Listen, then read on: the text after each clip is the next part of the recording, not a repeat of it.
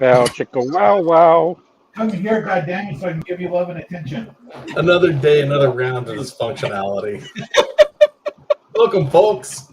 Okay, hold on. I'm sitting here like this. Wickham's going, come here, goddammit, so I can get you love and attention. That's how we started. Right off. Hey, stop talking to your wife that way. That's not nice. You just want to see him get punched again. Look at the cat is horrified. I'm not sure that one likes you any more than Crosby's does. Actually, the scratch to bleeding ratio is pretty equal. So. Oh really? Oh yeah. Okay. She's got me a few. Maybe it's not my cat then. Yeah, exactly. Maybe Does your dog bite? No. I thought you said your dog doesn't bite. It's not my dog. Not my dog. Well, at least McTaggart's smiling now.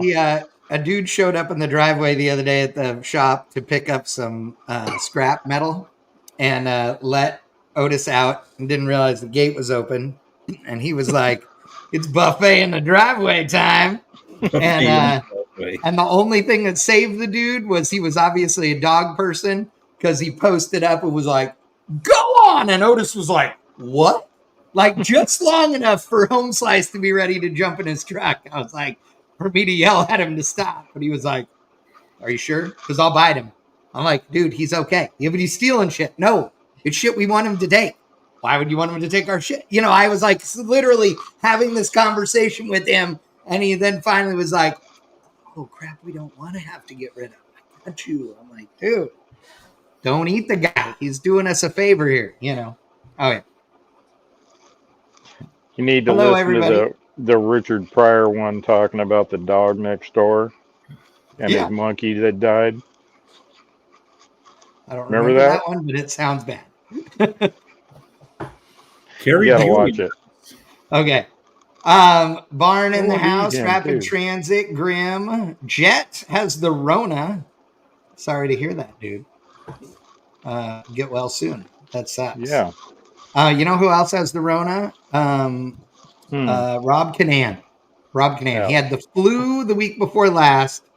then got over the flu, came to MPMC, and either got the Rona at MPMC or something. So whatever. Shit, At we least talked not AIDS. I'd hate to get times of that the week. again. You're an idiot. What was it? Sunday night, leaving the show afterwards, and Yeah, fuck that show. Rob was out in the parking lot getting in his truck, and I was thinking it's like because he was in a C10, and for some reason I was thinking it was a short bed, but his OBS is a C10. Who are we talking about? Who are we talking about? Rob who? McGann? Oh, McGann. Okay, gotcha. Yep. Yeah. And he was all paranoid. He's like, yeah, I got to drive this home. It's like, I don't know what kind of shit I'm going to get into. And I was like, because I'm in the Tacoma 4x4. And I was like, I'm not going to have any issues. And he was just kind of like, give me this look like, I want to say F you right now, but it's like, I just want to go. What time did you come by my shop on Monday, Wickman? Let's see. 10:30? Not a trick question. What time? 10:30? 10:30, something like that? I had to go pick up Bob and take him to the airport. Okay. I was wondering how I missed you. I was only gone for about an hour and a half. Yeah, I went up to Route 66 and just did some die-cast hunting at some places up along there. Then went to the airport. Cool. Did you find anything fun? I did find one good car. Where's it? Right here. If you're just joining us, we're sitting here bullshitting about all kinds of random stuff, but we are going to talk about the Grand National Roadster Show here in a minute after we all catch up. But found this at Hobby Lobby in Rancho Cucamonga. Is what the it's Black Bandit. Black Bandit collection. Okay. So the car is supposed to be all black, but you notice the wheels are green. And if you kind of look, you can see the base is a green metallic as well. Okay. And that is what they consider a chase piece because the company is called Greenlight, and their chase pieces they put green accents on the car. Okay. Okay. And this one's actually what does a chase piece mean? Very limited quantity. Oh, okay. Okay. Yeah, there are probably 750 around the world of that one. Like wow. Treasure hunt cars.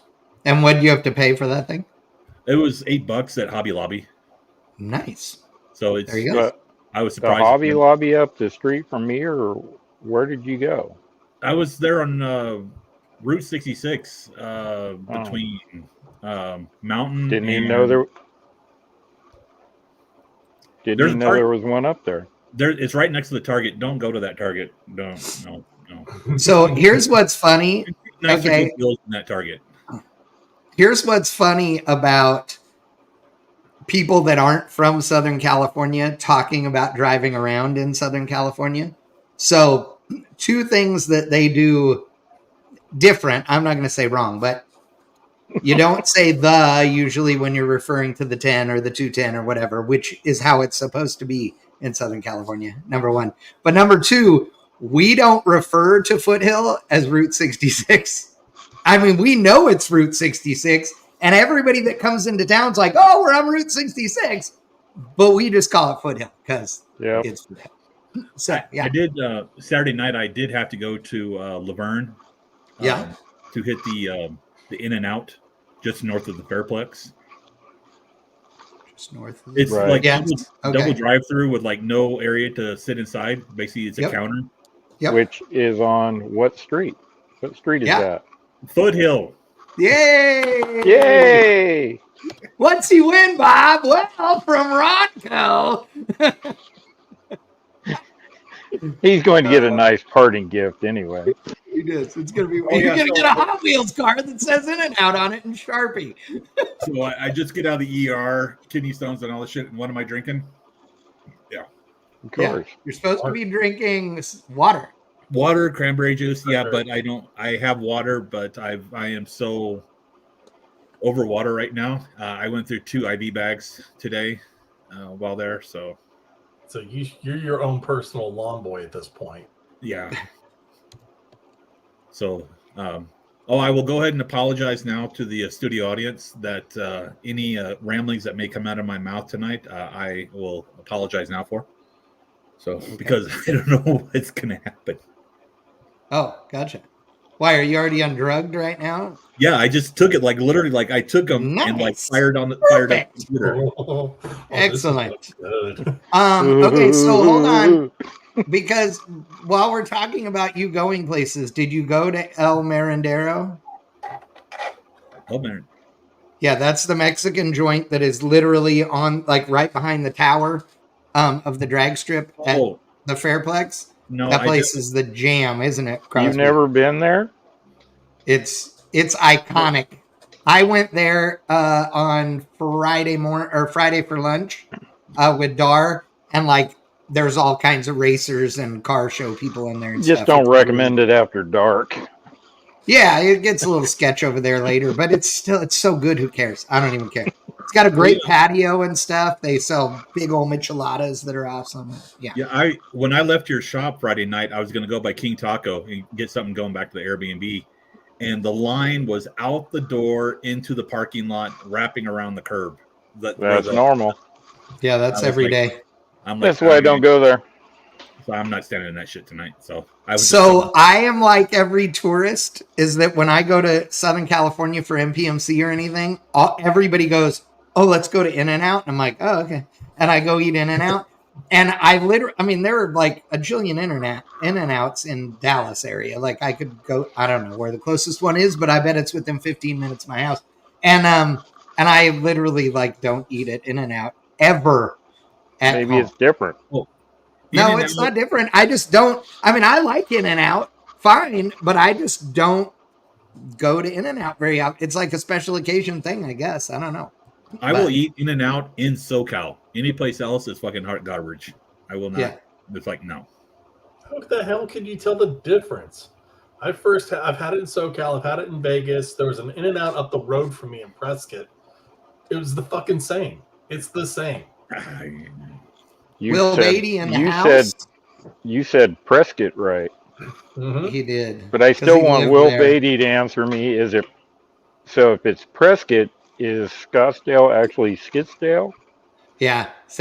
Will Beatty's in the house, and it's wrong. It's not Prescott. It's not Prescott any more than all of the dumb names that Texans call cities here that are not those names. So, yeah, it's Prescott. And somebody got lazy and went, Prescott.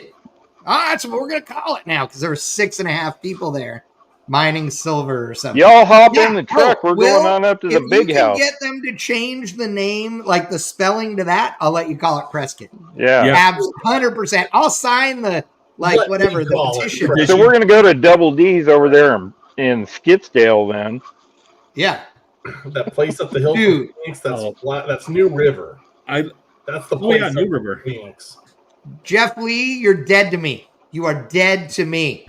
The one thing I wanted while I was in SoCal and did not get this trip was the hat. Yep. I love the hat. If you have not been to the hat, go in there, order a few sandwiches. It'll be fun. Yeah, a few. No. It keep you going for about a year. I'm sure Rick Guerrero hit that place a couple times while he was in town. Dude, just get a full-size fry by itself. Yes, exactly. The first time Daphne and I went in there, we go into the hat, walk up to the counter, we're looking at the menu and everything. We're like, yeah, okay, I want a sandwich. Yeah, I want a dip sandwich. Okay. We each get our pastrami sandwich ordered. And the one was like, okay. And Daphne said, I want fries with the gravy. I said, okay, well, we'll get a small one of those. And then we got a regular one. And they were looking at us like we were a little weird. And I'm thinking, Jesus Christ, this is expensive, because it was like $40 or something. And I'm going, man, that's a lot of money for this. It better be good, like everybody says. Well, then we realized why. Because we ate one sandwich between the two of us and part of the gravy fries. We didn't even open the second sandwich or the second fries. We took a giant bag of food home. Oh, crap. Yeah. You share at the hat, seriously. Well, Friday night we went to Vince's, and I told him, don't get the full orders. And they're like, what? I'm like, just trust me on this one. Don't get the full orders. Oh yeah. Just get the half orders. Brett's like, damn, because he ordered cheese on it. Oh shit.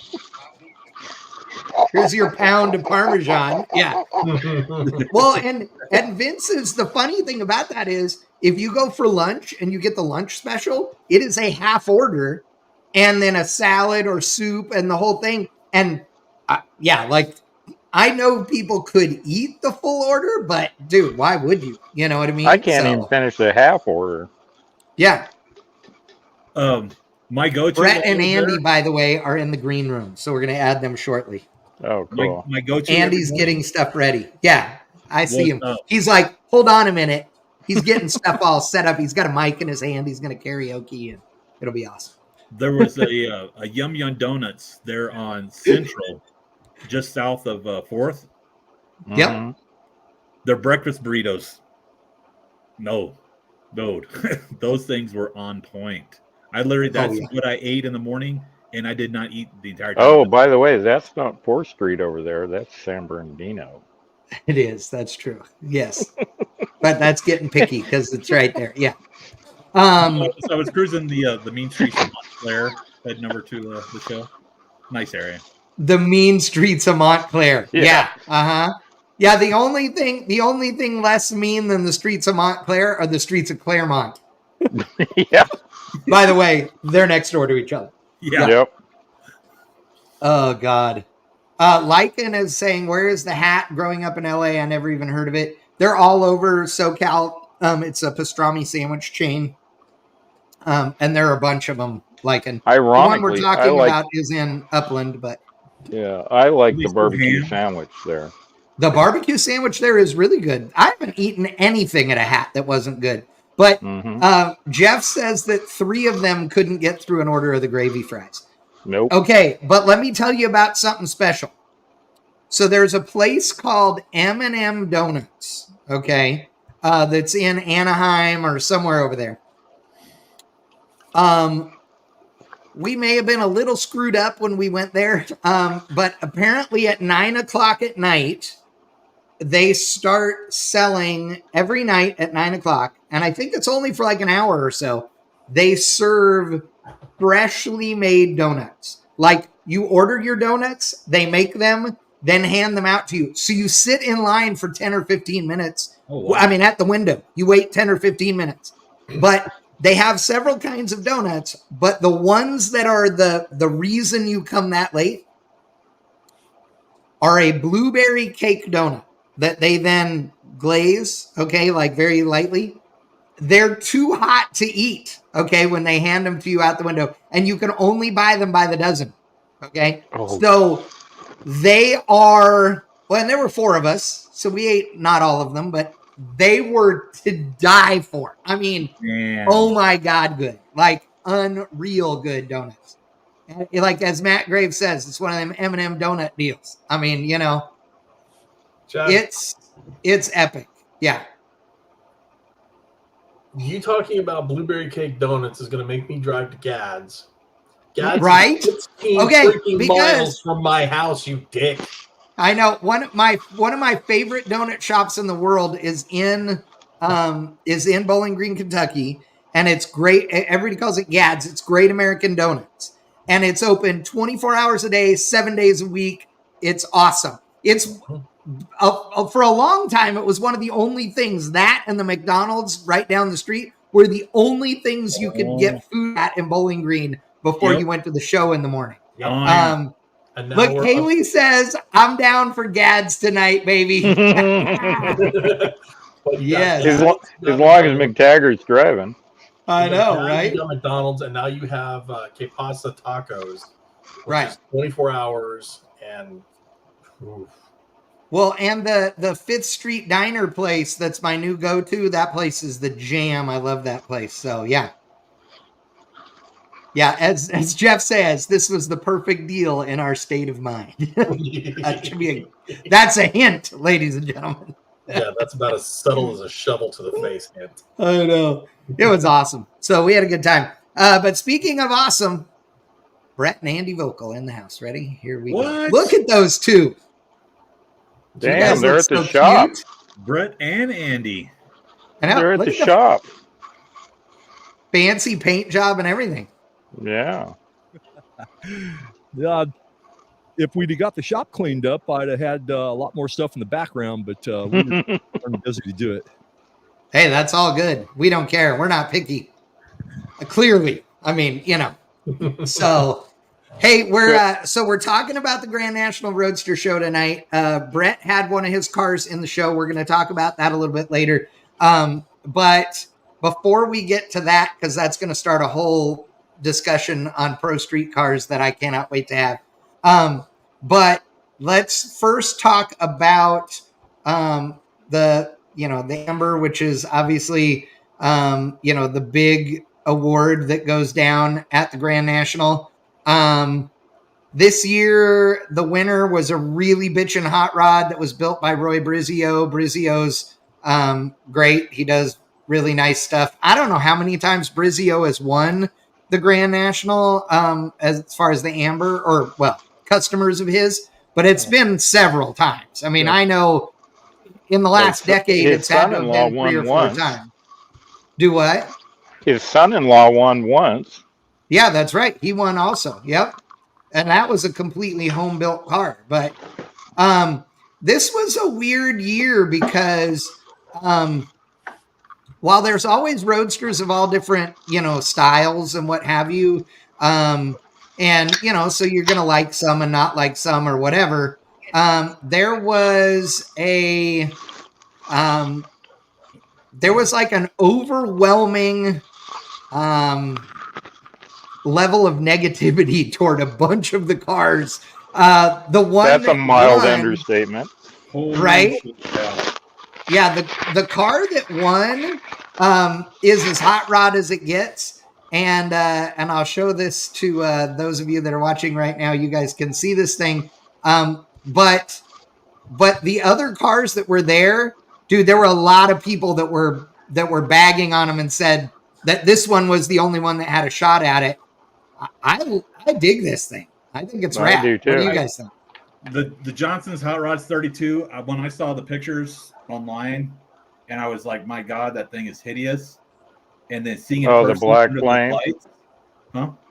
The black planes? Yes. That, oh man, that was. It looks good in person. Yeah, and here's the thing. Johnson's, they build really nice cars. I mean, they're no strangers to building really bitchin' stuff, and not just pretty cars, but they build cars that go really fast too at Bonneville and stuff that are as pretty as anything you're going to see in a show.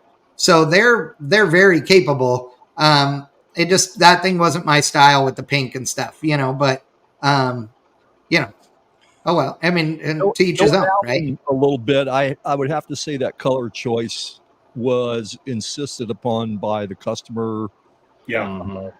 100%. Yep. That one is a very, very traditional. However, I will say that back in about 98, first time I met him and Angie, he had a beautiful, I don't know, I'm a little colorblind, so I'm going to call it purple for lack of a better term. Real blue or purple. I think it was a 34. I can't remember exactly. So yeah, he'll step it out there a little bit, but I would say that most of the cars that come out of, Johnson's are either black or silver or a dark blue or a dark green, something like that. They're usually those more traditional colors, like you say. He's probably one of the top 3 or 4 smartest car builders I've ever dealt with. And I've dealt with almost all of them. He's very intelligent. A lot of people don't know, if they look at, that car up on the display, he is also no stranger to going several hundred miles an hour on the salt. Yeah. With a car of amber winning quality. Yep, exactly.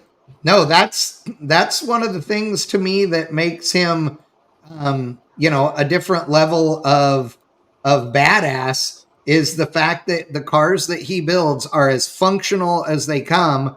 I mean, he built the well, he's built too many Bonneville cars to even name them all. But one of them that, was cool to me is Alan and Angie built a car for another Johnson, no relation, but Bob Johnson. And Bob, it's a silver 55 Chevy that is a stock bodied 55 Chevrolet. And it set the world record for the fastest stock bodied 55 Chevy ever. The first one to break 200 miles an hour. And like you said, show car quality, so yeah, it's badass. This is the one that he built for this year. And the young lady that owns it, this is her signature colors. And so that's what they went with, That's all. It looks way better in person. And it's a fun car, Pictures cannot do that car justice. You have to see it in person. Yeah. Person that races a pink C8 Corvette, I approve. Imagine that. That was right. A good time over the weekend was actually bullshitting with Andy about IMSA and grid life type stuff. I mean, that was kind of cool having someone that shared that common interest over the weekend. So versus like everything else that was going on. Definitely obsessed with that for sure. Not to the point that we would pay tens of thousands of dollars to go to Las Vegas and sit through that shit show last fall. But oh God, no. We watched it on TV. Yeah. I'll tell you, the entertaining part about that shit show is literally the day before you could buy really good tickets for $200. Yeah. Well, the shit show started about a year before. Sharon and I were up there in May before the race, and we went from one hotel to the other across the street with the car, and it took us an hour and a half. Yep. Mm-hmm. Wow. Yeah. One. Yeah, it was horrible. I'm unfortunately in Vegas a lot for, races and stuff. And last year was completely miserable because of it. All the construction, all the stuff. The prices of all the hotels went up. Las Vegas has completely changed since COVID. I've never was a big Las Vegas fan, but it's not cheap to go anymore. It's really expensive. For the money that it costs to go to Vegas, I'll go to Mexico and you can just keep your Las Vegas and your gambling, Yeah, that was with you. I've been going to the SEMA show since 1987, and I got to tell you, if I never go again, it'll be 6 months too soon. Jackass. So, who built this car? Do you guys know? That's Rad Rides. Yeah, it was Troy. Yeah, because there's Troy right there in the photo. Yep. Oh, in the back. Yeah. This thing is beautiful. They built every panel on that car. They built everything on the engine except the block and the heads. They built the blower, right? They didn't build the blower. Okay. But the valve covers, the timing chain cover, the accessory drives, the alternator, all that stuff they built. He was pointing it out. He's pretty proud of it. Rightfully so. It's just drop dead gorgeous. Well, Brett, you've known Troy for a long time. But I have to say, I've said this for the last 25 years, probably, maybe longer than that, actually. Troy Trepagna is still, today and for the last couple of decades, one of the finest car builders in the world. I would put him with anybody else. I consider him, Troy Ladd, the Johnsons. There is a select group of people, Brizzios, like that. They build cars at different levels. Troy, because of the fact that they are always at the bleeding edge and doing things that are outside the box, he puts more talent into a car than just about anybody. It's crazy. So here is, in my mind, is what sets Troy Trepagna apart from every other car builder that I'm aware of. If you do not know Troy and know the cars that he has built, you cannot tell that as a Rad Rides car. Right. I mean, all the other builders have a distinctive style. We all know what an Alloway car looks like. We know what a Johnson car looks like. We know what a Ring Brother car looks like. No mirrors, Big Rick. Yeah. But with Troy, look at his body of work. Everything from the Impala, the Chevelle, the Impala, the Buick, the Sniper, and then into stuff like this. And he also does land speed racing with his customers. Yep, absolutely. George Petit and Mariachi Brothers, and Yep. yeah, he is. That's a stunning group of people up there. Shit, the Yeah, and trailer his he put shop is together for cool. his daughter's soccer team or whatever is nicer What? than most. Oh, I That didn't. that trailer he built for his daughter's deal. Oh, yeah. So- I forgot about remember? that thing. Yeah. That thing is bitching. So I was up there. Sharon and I were up there. Oh, it's been, Jesus, 20 years ago at this point. He had just gotten a new house and remodeled it. And apparently him and Foose designed the kitchen. Now, can you imagine that? That would be Yeah. awesome. Wow. Honestly, it's been so long ago, I can't remember all the details, but I remember it was like nothing I had ever seen. And true to form, it was a perfect combination of style and function. Has Well, everything that Troy builds. oh, yeah.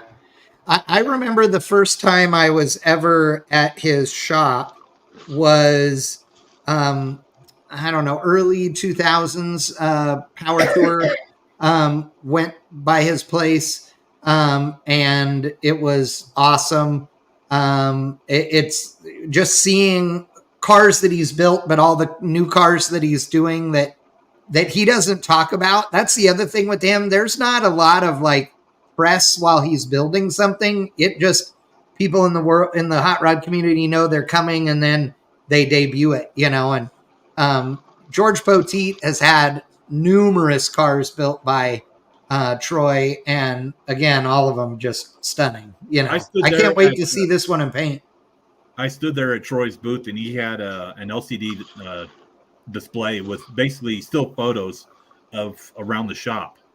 And that third gen Camaro that Troy built, that's still like bare metal. Yep. You could actually, there's photos. You can see this car here in the background where the third gen Camaro was probably in the state was 2, 3, 4 years ago. Right. He's been working on that car on for about 15 years. And I think that probably, I don't know this for sure, I would say the throttle is customer's budget, probably. I don't know. Yeah. Right. I know that I've had conversations with him over the years, and I haven't talked to Troy in several years now, but about that. And he said a lot of his customers, they set an amount that they can afford per month, and they, go, if that sounds reasonable to hit it. And if you can't or whatever, and if you get there before the end of the month, kind of thing. And so they, it just gets worked on until it's done. I know that's how, that's how a lot of George's projects have been over the years with Troy, is a certain amount per month. Sends him a check every month. Yeah. But then, tell me when it's going to be ready, and we'll figure out where we're going to debut it. That's always been their way, But everybody has a budget. Some have more zeros than others. Everybody has a budget, however big or small. Yeah, exactly. And some of us just have zeros. Yeah. I didn't know there were other numbers that came before the zeros. I thought the zero was the first number all the time, so. Okay, so I have to say, one of the things, I'm looking at this car. So this car here, beautiful car, right? You can see all of the stuff laying around it for for their display. But you'll notice that like if we go back here, this one's on a hardwood floor thing, not a lot of fancy, but then it's got the pedal cars and stuff, right? But some of the classiest cars are just sitting there all by themselves. There isn't a bunch of stuff in and around and under them. I'm just not one for the big crazy displays. Well, I will say I loathe black cars and white carpet now. That is like the hardest thing to try to photograph, to get. Of course. Yeah, because it's every reflection, because the people that own those cars are idiots and they don't know. So when I saw that car with all the stuff sitting around it that you pointed out there, the first thing I thought was, okay, when they loaded the car up, they went and swept the shop out and loaded that shit up too. Right. 5-gallon buckets of random crap. Yeah. I mean, that's about what it looks like. I mean, Actually, I could call Crosby and make sure nobody had broken into his shop and stolen. I don't know. The last time I was your shop, you don't have much to talk about. Oh, that is so awesome. but that That's so awesome. Although I did get rid of about 700 pounds worth of shit out of my shop the other day. So Yep. I you go. found There you out go. that red Phantom is about 15 minutes from where I live, and I may have or may not have talked to people about getting to look at it in the daylight on a overcast day or a shiny day. Just Very to see nice. it in the sun. So we That's shall cool. see. Yeah. If you're just joining us, we're talking about the Grand National Roadster Show. This is the car that won the Amber Award, the America's Most Beautiful Roadster Award for 2024. I do have to say, the 1 year that I didn't go shoot all the contenders, which I should have done. I normally shoot all of the contenders and put up a blog item of these are each of the contenders and a little write-up on each one. You always have to walk around, and it sounds like, oh, well, that'd be easy. They're all up front, right? They're all in the one area in the middle of the building. No. There's also other ones thrown in there. So you're like, I don't know, is that an Amber car? Is it not an Amber car? Now, this year, they put up these fancy schmancy blue flags. That's the first year for that. So I was like, dude, when I don't even have to go find them, they did that. But it was good because otherwise Wickman would have been lost and not known where the heck he was going. I was lost the entire weekend. I mean, by Saturday afternoon, as opposed to what? Oh God. Yeah. Okay. So we have talked about the Amber, but I want to talk about a couple of other cars that I saw a jillion photos of, during the, the Instagram, cruising that I was doing to see what was out there and what had been out there. One of the cars that I thought was super bitchin', and I hate these, and I still dug this thing, was this awesome gold Ford right here. Look at that thing. Yeah. Dude, that style of car is cool. I am normally just despise that era of Thunderbird, but that thing's badass. I'm right there with you. And the other thing too is like beautiful car. It's just not my particular taste, but I like to look at it. Yep. Those two together, the 36 Ford in the Battleship Gray. I mean, those two. I mean, it was kind of yin and yang. You mean the cleared primer? What's that? The cleared primer. What? It's cleared not, primer. Cars. That one is? No, that's what Brett always says. It looks like cleared primer whenever you have a putty gray car. Yep. So yeah, that's why he's saying this was clear primer. Do what, Brett? When you're half-ass colorblind like I am, just about everything looks like clear primer. Well, he thought the 48-hour Camaro was white, so there you go. Yeah, there was a 55 Chevy that has showed up at Bowling Green a few times, done in two-lane blacktop vibe, but it was done in gray. But I was talking to the guy, and he shot the whole car in a flat clear, which makes the whole car look like it's fiberglass. Ugh. But it's an all-metal car. Yeah. Huh. Whatever turns your crank, I guess. But I thought it was freaking cool because it's like, I'm like, is this thing all fiberglass? He just starts knocking on every panel. He's like, it's all metal. I was like, oh shit, like, okay. Did you guys go look at the what the hell is it called? The whatever it is, the weird T, whatever the hell, what's it called? Uncertainty. Uncertainty. There you go. Yeah. Did you guys go look at this thing? No. I walked past it. I remember seeing it in the magazines years and years and years. Yeah. I guess in the 60s, maybe. Yeah. Not that I was looking at magazines in the 60s, but friends had old ones. Mm-hmm. It's cool. I think it's got a lot of history. I'm sure there are other people older than I am that probably have more of an appreciation for it. Yeah. I think it's cool. I just don't like the story. I'm the only person on earth who doesn't like the story, but it's because I'm a cynical prick. So Why? because What don't you like about the story? well, because what's his dick? The car dealership that Galpin. Oh, that- gas. Galpin, monkey. yeah. So Galpin. Galpins act like this thing has been lost and just miraculously showed up in a garage somewhere. Oh yeah. It was Well, he only was- lost to people that didn't know them and know that they had the car in their garage. Okay. I mean, it isn't like these people went out in their garage one day and went, holy shit, where'd this car come from? You Well, he know? was on his way to So, buy more hair dye, so yeah, I mean, it's No, there's just no, like, come on, like, we don't need to play up like it's some miracle or some shit. Like, Yeah, come on, man. Like, just go, hey, this thing's been stuck away in a garage forever and nobody really knew except this family where it was, and shit, here it is, and we saved it. Like, that's cool enough. You don't have to make it up, you know? I heard some rumblings that the car had been located years ago, and it's just a matter of when Bo felt like kind of like making a debut sort of thing. did it get lost in the Looney Tunes design studio? Is that where? Yeah, exactly. I was gonna say I thought I drove one of those at a fairground ride once. Yeah, It was- I talked to a guy that I won't say his name, but he told me that 7 or 8, 9 years ago, something like that, he was contacted to come look at it to determine what it would take to restore the paint on it. well, you And- guys can talk all the Yeah. shit you want, but if that was the only car we had that first year of the point steal at Good Guys, Brett would have autocrossed it. So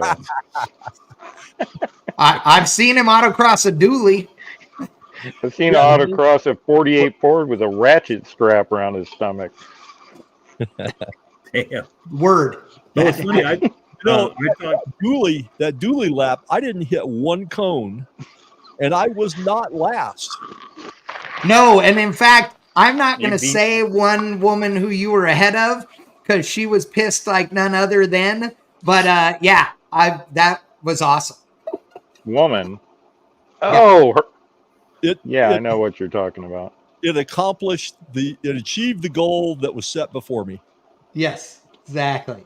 I talked to Dave Shooten Sunday night, right. and I asked him about the restoration process after. Like, when do they plan on doing it? And he said, we're getting things lined up. And I'm like, well, how long is this going to take you? And he's like, 6-8 weeks. I was just kind of like, wait, what? I'm like, Oh, they're just going to rush through it. Well, I mean, it wasn't that nice to begin with. It was a 60s or 70s custom. Like, it's not like this was built from, metal and hand finished with no, filler in it. I mean, obviously, just look at the back of it. and that's what I was thinking. It's like, I believe that. you blow it apart and basically you send all the chrome off that have redone. I mean, Yeah. the only real body is the grill shell and the body itself. Your interior, and you go through the frame suspension. I mean, yeah, I could kind of see that. I mean, when you got that kind of budget and shop, I mean, yeah. I mean, Hey, you know what? Brett and I built, along with a great team of people, built a Camaro that's 10 times as bitchin' a car as that is. That's about 100,000 times more famous than that car is. And we did that bastard in 48 hours. right. I'm just looking at it, 6 I went to 8 home. weeks, 6 to 8 weeks, all that work, all this showmanship, all this announcement, and in the end, they're going to have to give Mr. Magoo his hot rod back. Mr. Magoo would look good in that. That is totally a Mr. Magoo thing. Now, okay, you guys know I hate T-buckets. T-buckets are the work of the devil. But a 23T hot rod is okay, right? Like there's certain, it's a T-bucket is the style. This I find way less objectionable than your average T-bucket because at least it doesn't have like brass lanterns and crap hanging off of it. And, Oh, yeah. I'm just sitting here wondering if is this the best car we can talk about tonight? Oh, No, it isn't. It by far isn't. So is there anything that you guys saw at the show, like any particular car that really just was the one that you went, oh my God, I'm so glad I got to see this? What was it? I made a Facebook posting this morning about my pick. Oh yeah, what was it? I didn't read any of your stuff. Was it that Mustang parked next to Brett's? Wow. It was actually that Dino with a steering wheel. the mini Yeah. bagel. But the mini bagel that had the on the go. There was a green 28, 29 roadster. That was yes, I remember that. Yes, you did post that. That car for me was just like holy crap! Any idea where that is in your photos that you sent me? I can Send it to me on Messenger. Okay. Oh, you should have seen him trying to start that Mustang up at the end of the show. Why? Because it has 855 feet for the fuel to get to the motor. I walked away because all I could picture was that supercharger, plural, flying off the top of that thing and landing on Brett's car when it backfired. It would be the first time I saw turned around. Brett I'm like, this is going to be bad. Run. Well, would be then. I was making my last pass through there, and he was like taking off. Well, Brett wasn't there for this, so he good. lucked out and got smart and went home. He took off the pulley, or was taking off the pulley for some reason. I don't know if he was trying to basically. No, they were tightening it up. Oh, is that what it was? Okay. Yeah. Yeah, it was loose. It was literally the whole show was hanging down, so he tightened it. Okay. Oh yeah, and then they pulled their rig into the building, nosed in, and then made a U-turn with the car. With the truck in the building. What? It's got a 300-inch wheelbase Peterbilt towing a 4-car stacker, and they nosed it into the building.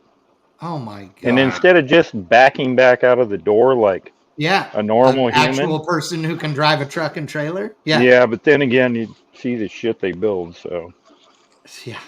So about exceptional cars, I saw 3 of them that came to mind. One of them I'd seen before, that carbon fiber C10 of Rod Parsons. I thought exceptional. The Impala, the 59 Impala or 60, whatever it was that Steve Cook built out of Oklahoma. I didn't see it. I mean, I'm sure I saw the photos, but I was only there that one day with you guys. Yeah. So is that the one that won the Sloaner Award? Yes. Okay. Yes, won the Sloaner Award. And then the other one that was in contention for the Sloaner was a black C10 built by Hot Rods by Dean right here in Phoenix, about a mile and a half from my shop. I didn't know that truck was going to be there. I saw that truck about a year ago after they had cut and buffed it, and it was sitting out in the parking lot curing in the sun. I went back and told Dean, I said, I'm a paint and body snob, but I think that's the best paint work I've ever seen. It was gorgeous. And that's awesome. And on top of that, the bed itself was made out of hinged chicken wire glass. So it was he thought it looked like carbon fiber, but I could tell right away it was chicken wire glass, and I thought that was a really nice touch. Very unusual, unusual touches, and those 3 kind of stood out to me. Man, I don't think I have photos of that truck. So Wickman, if you do, then let me know where they are. The most impressive car I saw a weekend that was not inside the building was John Meadows' 32. Dude. Meadows inside car, my building. That car is it was at the Grand National Crosby show. And damn, that car is nice. Ridiculously nice. I guess he's got somebody on the hook for that thing. Oh, really? Sell it? He's on the show tonight. He's here. He chimed in a little while ago. Well, I'm a 30. I love 32s, but I don't. Not that I would really want one, but that car made me almost want one. Mm-hmm. It sits right. It's got the right wheels and tires on it. The whole deal. There it is. Yeah, I got it. So, Mike Cotton just sent me a message with some pictures. So we're going to talk about these in a little bit in our next topic of conversation, our next discussion. Because it's awesome. But let's see. Wickham is sending me more pictures so we can look at that truck. Meadows says thanks for the kind words. It's always good seeing you, John. But yeah, dude, that car, I mean, beautiful. The black paint on that, dude. Jason and I just kept staring at it, and he was like, "Look, that's a perfect reflection in the trunk lid." And then it was the door, and then it was the quarter panel. I'm like, dude, there's nowhere where this thing isn't dead laser straight. Like, and the fact that it's original, Henry Ford metal is awesome. So yeah, that's cool. Well, if he sells that thing, I hope he makes enough money to frickin' retire on. But yeah, it's really that nice of a car. Okay, I just sent the hot rod. Yeah, here we go. This is the truck that Brett was talking about. I have to say that one of the things I like about this thing, now I know the truck you're talking about. I didn't see it in the show, but the whole grill treatment on this thing and front bumper is awesome. Yep. It's like a C10 and a 69, like a 69 C10 and a 69 Camaro had a baby. And, and that nose, I mean, it's peaked a little more like a Camaro. The grill looks like a big Camaro grill in some ways. And the bumpers look like, oversized Camaro bumpers, which I do like, because normally if people do put a Camaro bumper on them, they're too thin and they don't look right. Somebody stole me. It's an Amber Alert. But yeah, I totally forgot that was the only photo I got of it, because I tried to get the driver's side of it, and the angle I wanted was facing the doors, which would have been like right behind me, and it just basically would just whitewash the whole truck, and it was just, I couldn't get anything worth the shit out of it. Yeah. I just forgot to go back through it later and get better pics of it. I like it. That thing's cool for sure. Let's see. What about you, Crosby? What was your favorite thing there? McTaggart wasn't there. I don't know.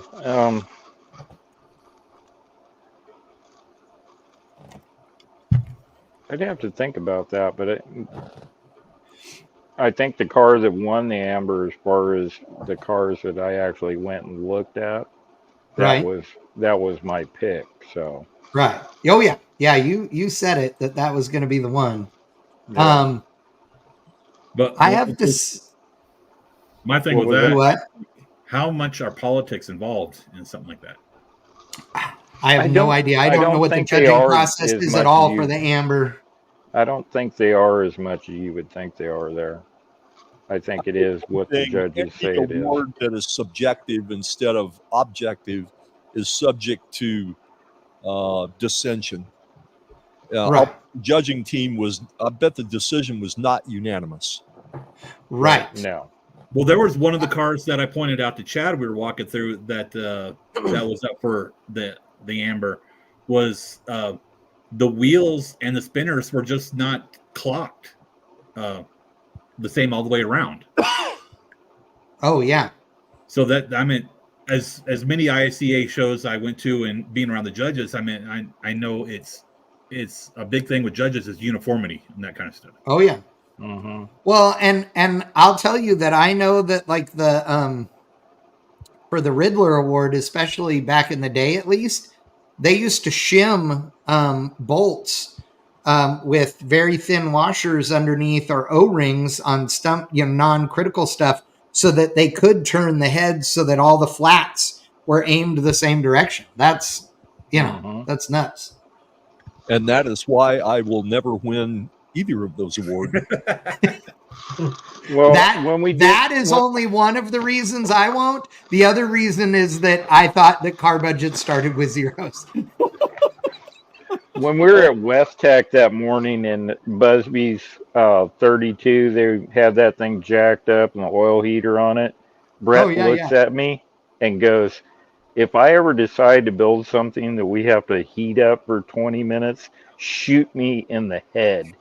Yeah. All right, gotcha. I'm your dude. Cool it was a lot of work. Touching on Brazil real quick, asking like how many times he's won it. I happen to have this right here at the desk, the program from the show, and it lists all the. You're the only one. Yeah. I got a card set somewhere around here. No, when I got my credentials for the show on Friday morning. They gave it to me. Well, Brett took that bag home. I was being nice and accepted it. So what does it say, smart ass? So that I could possibly be invited back next year for the 75th anniversary. I don't think they're going to honor your passport. But Brizio, according to this, he won it in 1970. Yeah. How many times has he won it since? Well, that's the only time his name appears. So basically, I'm talking about cars he built, not just that he owned. That's why I was looking to see if his name was attached to it. And it'll always be under the car owner. In 1970, that would have been Andy Brizio that won. Yeah. Oh, yeah. Roy. Yes, it was Andy. Yes. Not Roy. Yeah, because Roy, he's older than I am, but he isn't old enough to have won it in 1970. I think Roy's about my age. I was 9 in 1970. Yeah, I was -2 in 1970. So, yeah. I was 6. I got hatched that year. You got hatched that year? Yeah. Look at McTaggart's like, I'm closer to Andy's age than all of the rest of you old fuckers. That's exactly what McTaggart is thinking. I believe that Brett and my father would have been the same age. 95% sure. There you go. Yeah, I was born in 61. Okay, my dad was early 62. So yeah. There you go. That's awesome. Okay, so here's the thing that I loved about this year's Grand National. So the Grand National Roadster Show, for those of you that are at home watching and have never been, it's several giant buildings plus acres and acres and acres of outdoor car show. And in the buildings, they have not themes, but they sort of have themes as to what cars are in them. So there's one whole area outside and indoors that's called the Suede Palace, and that's all traditional style hot rods. It started out that everything in there everybody would think of as being in primer, but that's not the case. It's just traditional hot rods. And then there's a building that has a bunch of different, show car, like really, really show car stuff, and low riders, which are amazing. But they always have one building that has like a special collection. It's been like Bonneville race cars. It's been drag race cars. It's been just Model A's, 32. Yeah, Model A's. They did the Hot Rod Anniversary Edition deal there, where it was all these so all these different ones. A couple years ago. But this year, it was Street Machines Then and Now, I think is what it was called, or something along those lines. And so it was modern street machines to represent the now, many of which were sort of pro touring-esque show cars. And then the ones that everybody actually came and cared about, which was the representing the bygone eras, was all the pro street cars. And Brett's Mustang was one of those. It is a bitchin' car that everybody knows. It's one of those iconic pro street machines, and I know everybody was thrilled to death to see that thing out there. But there now were you can also drive a car this low. Yeah, exactly. Well, it's the car that started Ride Tech or Air Ride Technologies at the time. So we'll let Brett talk about that in a minute. But the car was one of a ton of really bitchin' pro street machines that we'll cycle through here in a second. But what was it like for you, Brett, to have this thing back out actually at a car show instead of just looking pretty in your collection of stuff? Well, I started that car in 1993, finished it in 96. It debuted at the 96 Street Machine Nationals in DuQuoin, Illinois. Which, for people that don't know, that was the pro street place. Like, that was Mecca. Yeah, that was. Yeah. Well, in the 80s, DuQuoin, and even before that, Springfield, and then before that, Indianapolis Street Machine Nationals was the only national show around. There was no good guys. NSRA, you couldn't get in there unless you were ancient. Yeah. Good guys hadn't been developed yet. None of that. So there was a Street Machine Nationals, and that was our Christmas in June. And, I lived pretty close to DuQuoin, a couple hours away. So I went every year. Hell, I quit 3 jobs to go to that show over the years. And, I grew up watching in my 20s, guys like Matt Hay and Rick Doberton and Rick Dyer and Mark Grimes and Rocky Robertson. Those were the big heroes, right? So, I went about building a car in the early 90s that kind of emulated that. And that's what we ended up with. But really, my car was kind of the end of the mainstream pro street era. Pretty quickly after that, everything started getting a little more sane, a little more drivable, a little more useful, I guess. And, so anyhow, my car hadn't been out substantially in 25 years. We took it over to DuQuoin in 2013 when they resurrected the Street Machine Nationals. But other than that, it certainly hadn't been on the West Coast since 1997. Well, I love this thing. Lycan is asking what year it is. It's a 69, isn't it? No, it's a 70. Oh, okay. Sorry. So there's a lot of body mods on this car that the obvious one is the hatch. You can see the hatch up. It took me about a year to build that. Not quite so obvious is the flat side glass because the windows are typically rolled down. We shaved the drip rails and we wanted flush fitting glass. So the only way I knew how to achieve it with the technology at the time was make flat glass. So we did that. So we had to widen the top of the doors and, it's got a flush windshield that I basically built the car around it. And then, the typical sheet metal engine bay and stuff like that. But the car's all steel. A lot of work in that car. Not a lot of money in that car because I didn't have any. But I probably got 4,000 hours in that car. And it was built in my garage in, Snellville, Indiana, and painted half-mile away at my buddy's garage. And you probably spent more shipping Bob out here for this show than you did painting that car, didn't you? Yeah, I think I'm not trying to be sarcastic about that. I'm being honest and truthful. I remember right. I think I had a buddy that was working at a paint store, and those colors were some samples. Mm-hmm. And then I'd met Bob Maynard out of Dayton, Ohio, and cool people, by the way. Yeah, had a really good time hanging out with him. Yeah. And he actually came down to my house and did the graphics on that car. And the car still looks good. I mean, it looks great. That's got 12,000 miles on it. I drove that car across the country twice on the Hot Rod Power Tour. Until the radiator story.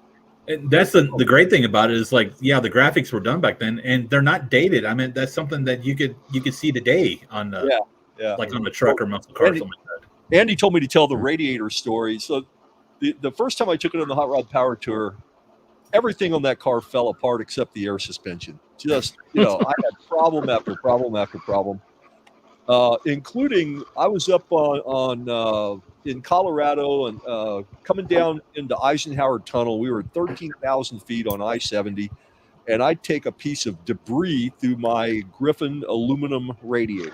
Ooh. Oh, shit. So it's like 13 miles down to Denver where we were staying for the night.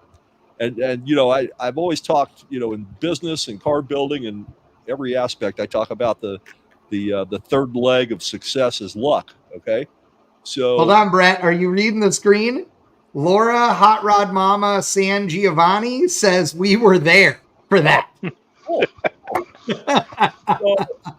So I coast down the hill. I shut the car off. I coast down the hill. Didn't have power steering anyhow, so it didn't matter. And we get off on our exit ramp and we roll to a stop in the parking lot of the Denver Aluminum Radiator Repair Company. No effing way. Holy shit. Absolutely, that shit happened. That's awesome. And it was across the street from our hotel. So we push the carcass over to the hotel. We take the front end apart and take the radiator out. This is a Sunday evening. And we're on these people's doorstep at 6:59 a.m. the next morning. Please fix my radiator. Please fix. He charged me $10. Oh my God! No way! How freaking cool!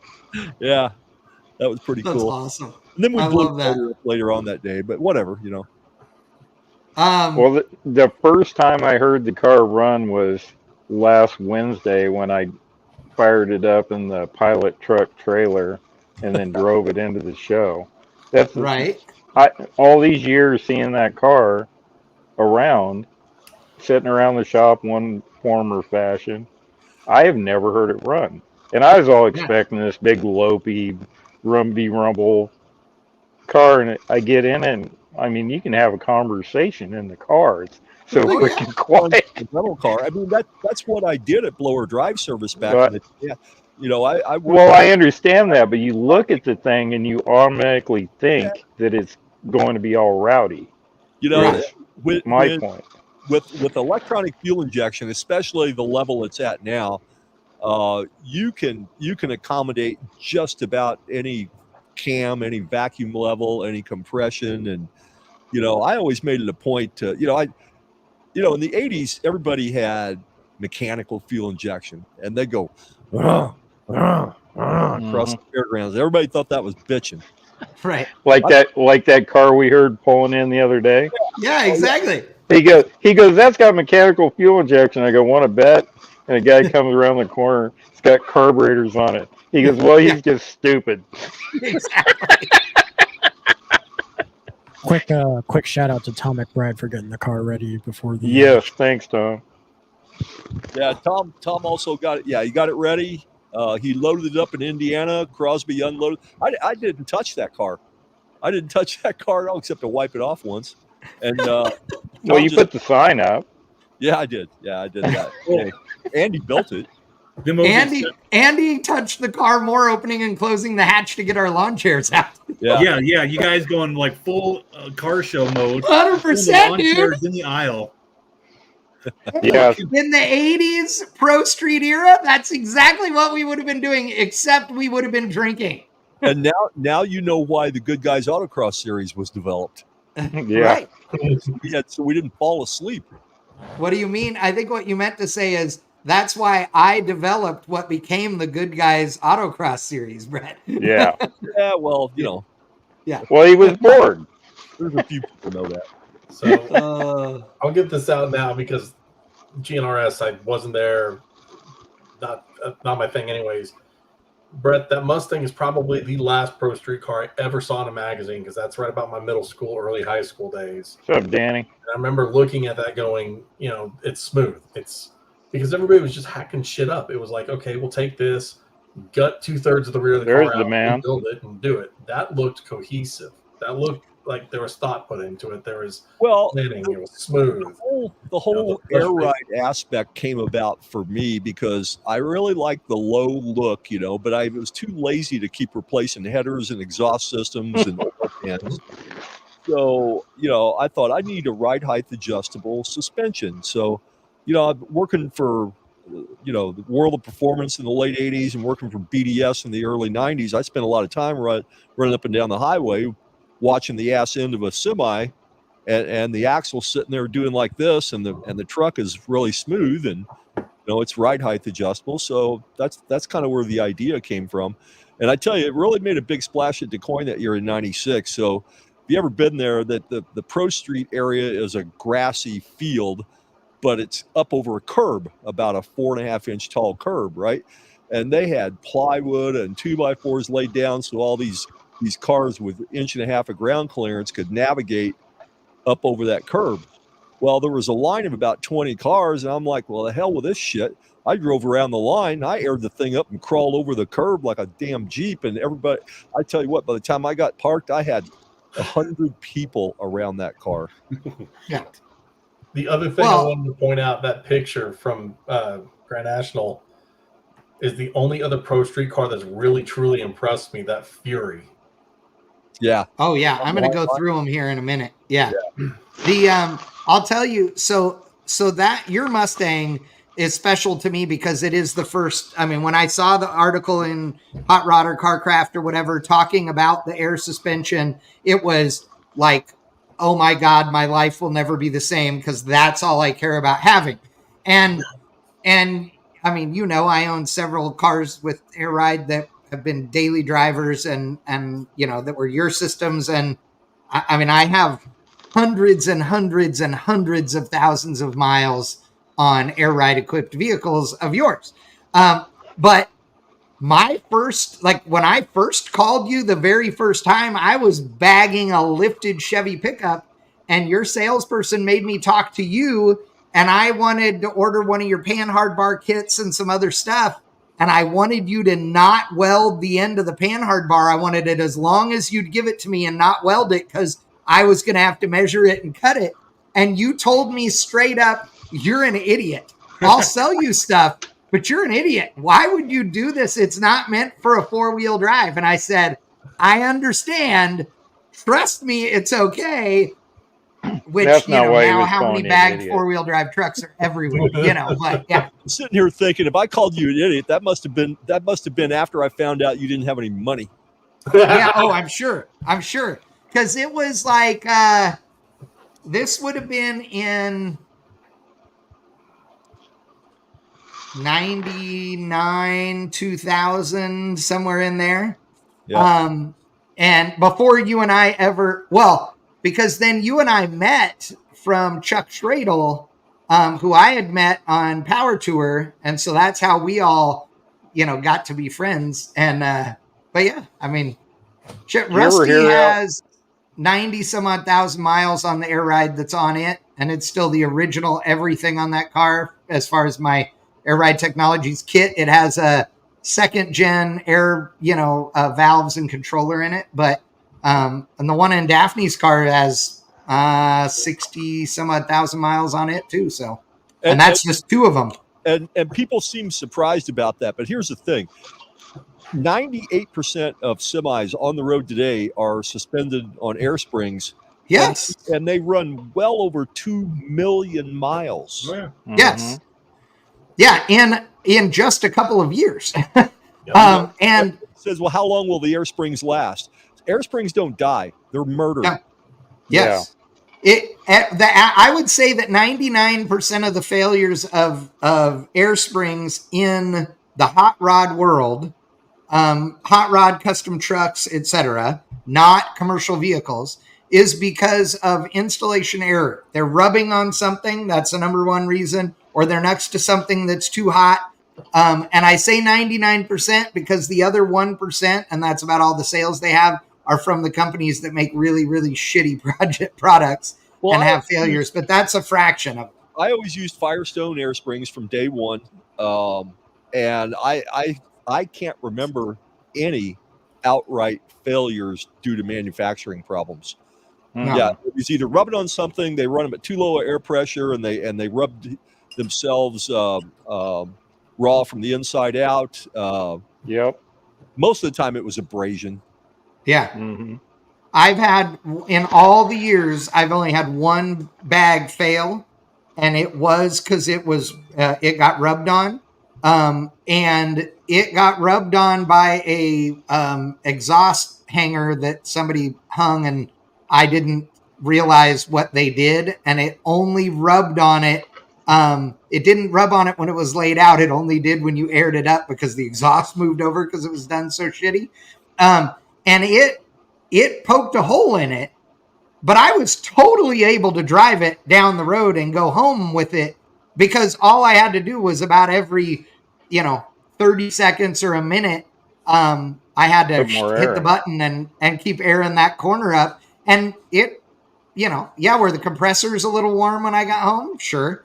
But it got me home, and I'm not talking like 2 miles. I'm talking like 30 miles home or whatever. It was fine. Well, I picked up Gibson from the airport one time in Ontario in my green truck, and he asked me how many miles I had on the air system that was on that thing, and I looked down at it, and the time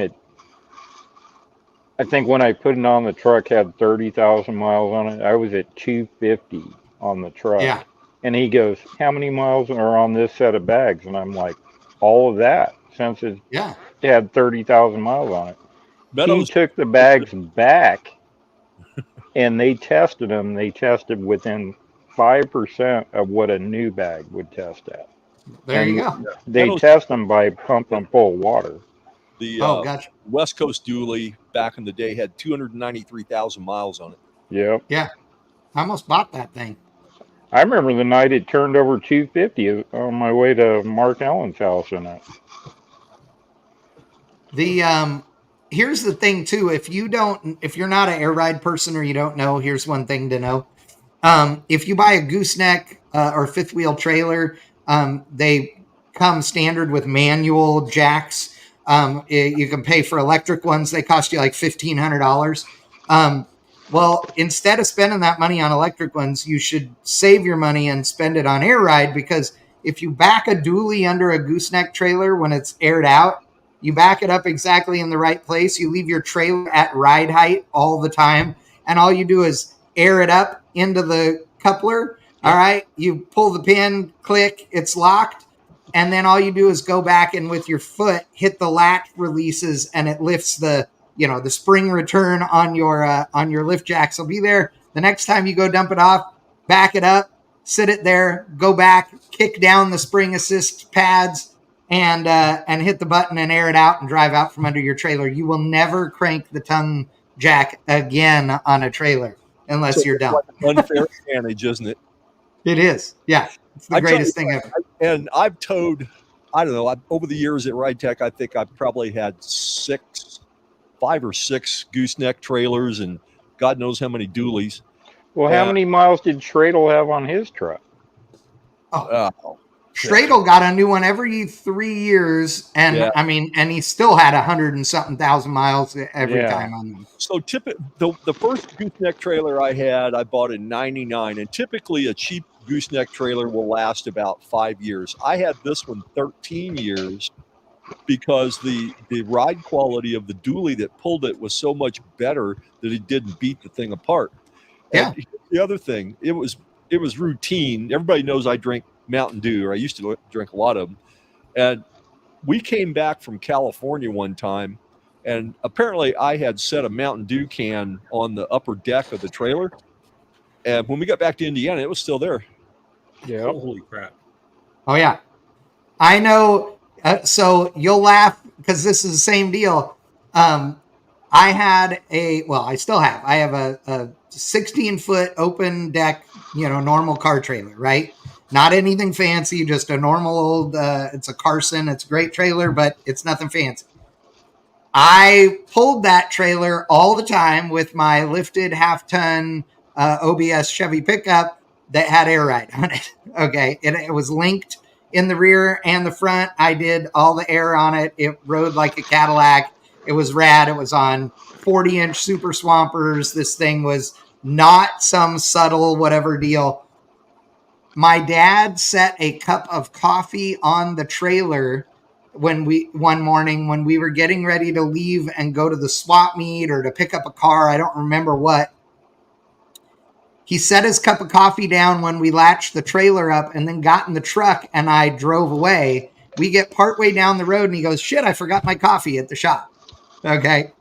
We drove for like 40 minutes and we stopped and we got out and there was the cup of coffee and it had only spilled like a tiny amount of, it's a wood deck trailer. You know where it spilled. It only had a little bit of spillage from a 3/4 full cup of coffee. And again, the trailer was not air ride equipped. That's just because the truck was. And it's a whole other thing. Like, you got to understand, it is, even if you're not a person like me who believes everything should be laid on their balls and sitting down on the ground when you park it, it's still really nice to have just for the ride and everything else, that phenomena of, laying one on the ground was kind of interesting. I never built a car that actually laid on the ground. I thought, neither have I. Everybody can do that. Liar. Another a 1/4 inch off the ground when it's fully compressed. And that's what I did with my Tahoe, and it's what we did with the Sport Track back in the day too, that orange and black one. When that truck was completely aired out, the spoiler was one little finger off the deck. Yeah.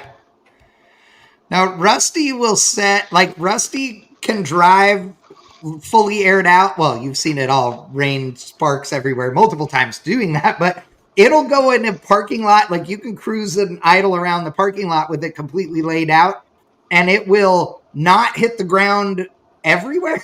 Like it'll be, it'll be okay. And then the ground is raised or down, so it's right there. Like it sets on the ground, but it's, sometimes got a tiny bit of clearance, but yeah, I like them that way.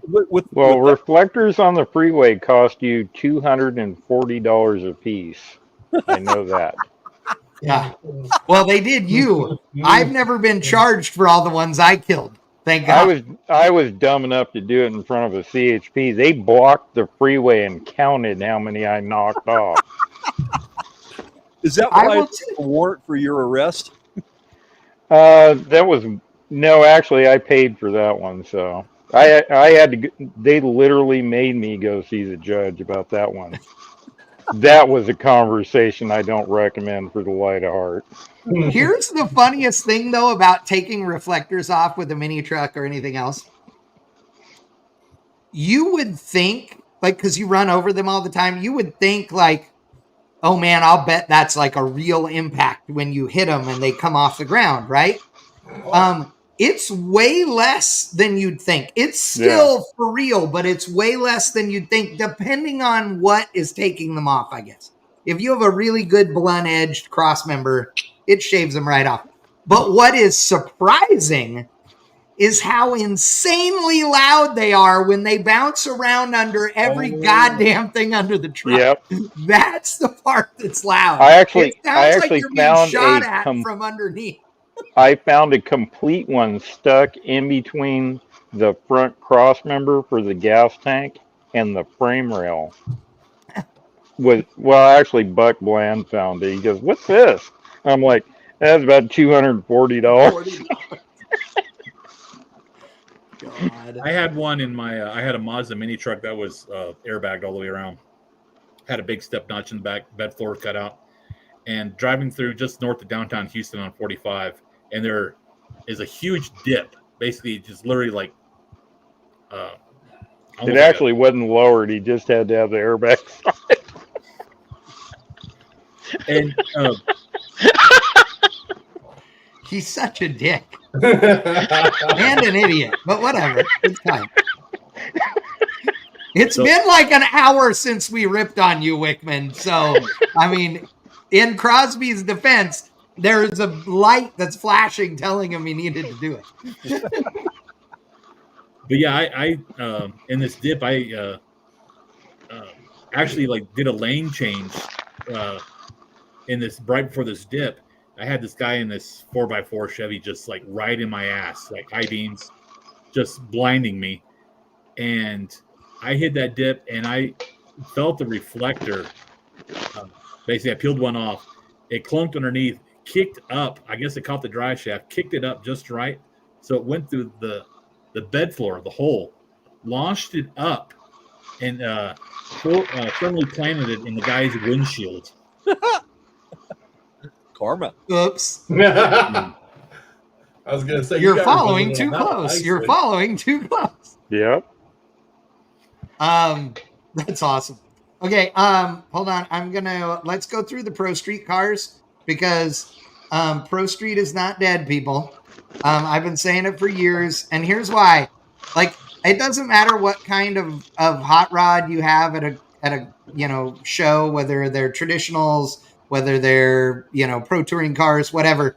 There are still more cars at every kind of car show on the planet that have a smaller tire in front than in the back than there are that have square, same size all the way around. So people still worship these things, and the Pro Street cars had a huge crowd around them the entire weekend for the show. Yeah. The real Pro Street cars. The one I was wondering about the paint on this one here, because if you look at it straight on, standing in front of the nose, you can see basically the paint is sun faded.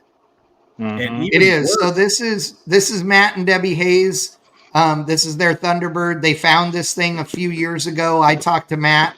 It's been several years ago now when they were hunting for this car and thought they had found it.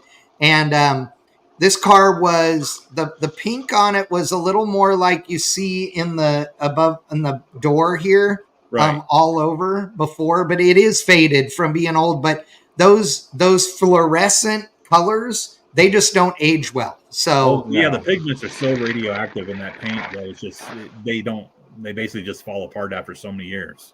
This is a really bitchin' car though, because this thing has twin superchargers. As you can see, they're opposed. What's cool about them is they have a throttle body mounted where each carburetor should go on them normally. And this thing was electronic fuel injection. I don't know. I didn't look at whose EFI it was. So I know some history on that. That car was originally carbureted, and that car is one of the first aftermarket EFI systems, custom systems ever done by John Meany at Digital. Okay, I wondered if it was big stuff. That's what I wondered.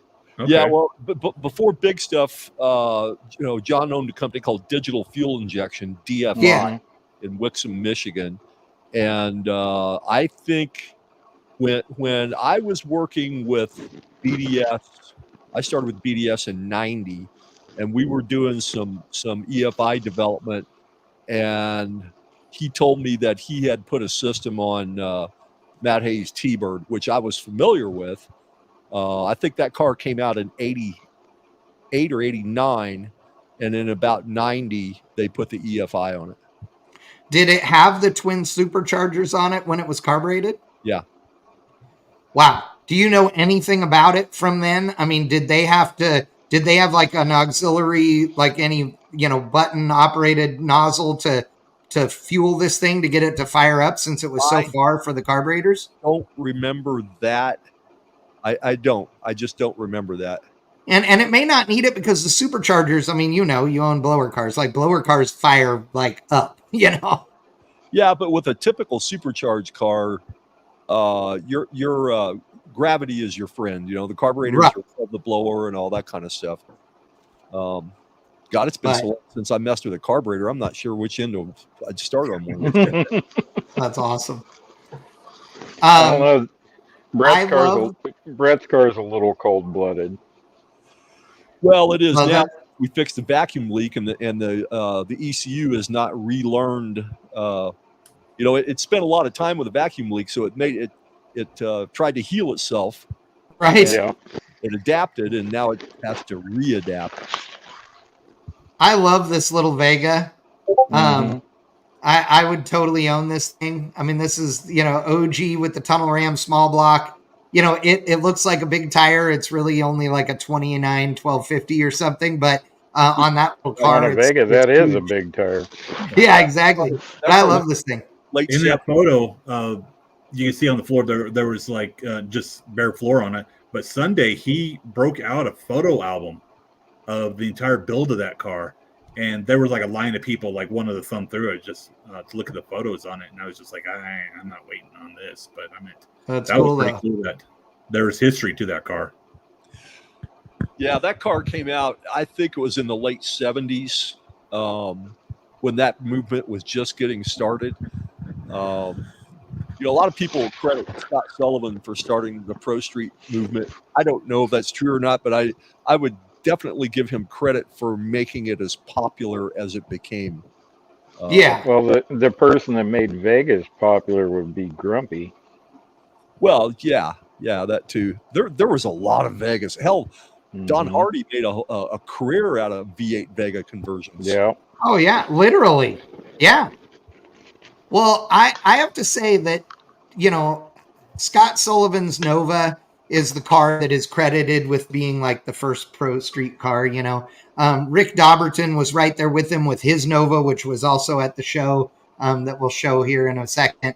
But Scott Sullivan is another one of those dudes that's super nice guy. I mean, I was fortunate enough to meet him a few years ago. Well, I guess it's been several years ago and now, and we've got to hang out and talk. He's a really good dude. Yep. His 57 is nice too. It's a beautiful car. All of his cars are cool, you know. What still does it for me is the orange 55. And Cheese Whiz. Yeah, Cheese Whiz. He drove it across the country, and that really rung a bell with me. And I desperately tried to buy that car probably 15, 20 years ago, and the planets just never aligned. He never needed money when I had money, and vice versa. And I guess the car, it was meant for it to stay in his hands. Yeah, he's still got it. It's awesome. This car is not a pro street car. No, this thing's more street freak-esque, except without the engine combo. It needs the engine combo out of the Vega to make it a real street freak. Yeah, definitely an early to mid 70s car. Yeah, but both that and the Cuda or Challenger behind it, that's the look I can dig. Yeah, there are other cars than Mopars, McTaggart. Yes, there are. I'm very well aware of that, Crosby. Thank you. So I like my dad had a buddy that Mike Shupton who had a 67 or 8 Camaro when I was a little kid. When I say little kid, like 4, 5, 6, 7 years old. And Mike put fiberglass fender flares only on the back of that car. It was bright yellow. I'll never forget it. And I was, even at that young age, I was a genius and knew that was a dumbass idea. And it literally pained me that he cut up this great car. I knew this because we had a 68 Z28 Camaro in the garage and left it alone like God intended. With regards to the body, I shouldn't say that. The rest of it was race car. The Torino sitting behind it. Yeah. I spent a lot of time talking to that guy, although not my favorite car out of the place, but the guy was probably the most passionate guy there that I met. The Talking car about runs this like, thing, this purpley blue thing. Yeah. The Falcon colored car. Yes, it's Falcon colors. It's Falcon colors. Jesus. Falcon, right? Chad, you were talking about people being chastised for different modifications. Yeah. I showed up at St. Louis in 1985, the only year the Street Machine Nationals was there. And some poor guy had a all original Hemi Cuda convertible, and it was that pink color. Yeah. And it was tubbed. And that's like a 1 of 100 car or something, right? But the story was it got ass-ended, and we fixed it. Right. Now, I awesome. would say somebody got a hold of that car and took it apart and fixed it back to original, but he showed up with it in St. Louis. I don't remember the guy's name. I just remember, he telling us how many people were giving him shit about it. How about Chris Gonzalez with Barney, though? Oh, well, yeah, he took it, and he took a Mopar and put an LS in it. That's an AAR CUDA, isn't it? Yeah. Yeah. Yeah, this is an AAR CUDA, a real AAR CUDA. But here's the thing. So people will get mad because somebody takes a 1 of 1 or a 1 of 100 or whatever car and then they cut it up. But if those same people found this super rare car and the only thing left was the winch, the A-pillars and the firewall and the dash and the VIN, they would replace every single part on the car with a reproduction and then tout it as being this incredibly rare 1 of 1 thing when they put all the new crap in the back that's no different than you'd do if you decided to take a pro street car and make it back into not a pro street car. So, I don't care. I've gotten over that. It's like people that yell and scream about somebody changing an engine and putting an LS in a Ford or God forbid, putting an electric motor in a very famous yellow 57 Chevrolet. Project X is driving around today without an electric motor in it, and it's not ruined any more than it was the 16 other engines. How many drivetrains has that car had in it? 30? Literally dozens. Yeah. Dozens. That was just one of them. Yeah, who cares? Doesn't matter. If cars weren't meant to be cut up, God wouldn't have created sawzalls and plasma cutters. 4.5-inch angle grinders, baby. I don't have the same reverence for originality that a lot of people do. I respect it. I just don't want to participate in it because anything that the factory ever did to a car, up to and including the new Corvettes, we've been able to improve on. Mm-hmm. Now, there's a lot of people that say, well, you can't improve on a Corvette. Watch this. Yeah, I was going to say. Hold my drink. And we're going to prove that here in a few weeks. I just got a new Z06, and I should have my supercharged C8 back from Lingenfelder here shortly. And we're going to take those two cars and a new Turbo S, and we're going to run them around the Apex track and, see what's what. Yeah, that'll be awesome. So to see how your modified cars stack up against the Z06 will be great. I got to bring a focus back, but that is street machine beauty right there. Yeah. Oh, dude, this Corvette here on the screen is rad. I love this car. Yeah. I would totally drive that. There was a Corvette very similar to that ran out of Chicago back in the day, and it was a big black guy, and they called him Big Al. And really? I don't know if that's the same car, but it sure reminds me of that one. I think it's rad. And it's great. I love it. The Post Nova sitting beside is pretty cool too. Oh yeah. Yep. So this is the Mustang that we were talking about. So this thing, if you can see my cursor on the screen, this is a supercharger. There's another supercharger in the middle, and then another supercharger on the other side. The two on the outsides are feeding up and into the back of the blower that's in the middle. I mean, at least that's what it's supposed to be like is happening. But there's a part of me that thinks maybe the two on the outsides are just spinning. I don't know. In reality, there's a Briggs & Stratton in the trunk with a pull. He's got a knob inside that engages the AC clutches. Yes, exactly. So no, I just insure it well and throw a flare in the front seat and walk away. We all rag on this car, but here's the thing. This guy obviously loves it. Obviously spent a lot of time and money on it. And if that's his vision, then, what the heck? I mean, for me, it'd be more maintenance than a Scottsdale hooker, but he sure likes it. Yeah. No, I'm with you. I'm with you because there are a lot of things on this car that are really well done. I think that the engine package, it's an Arius, Hemi-headed Chevrolet. I mean, there's bunch of this. I love the big bow tie on the valve cover. I do too. But if you took the blower scenario off of this thing, it would just be a bitchin'. The car is a beautiful car. Yeah. Oh, it's done very well. A bunch of, it's like all the guys have bought everything out of the J.C. Whitney catalog. Unfortunately, he just picked a more expensive catalog. Right. Yeah, exactly. There were a couple of those at the show. So yeah. I would say that is the epitome of single purpose. Yeah, wretched excess. Yeah.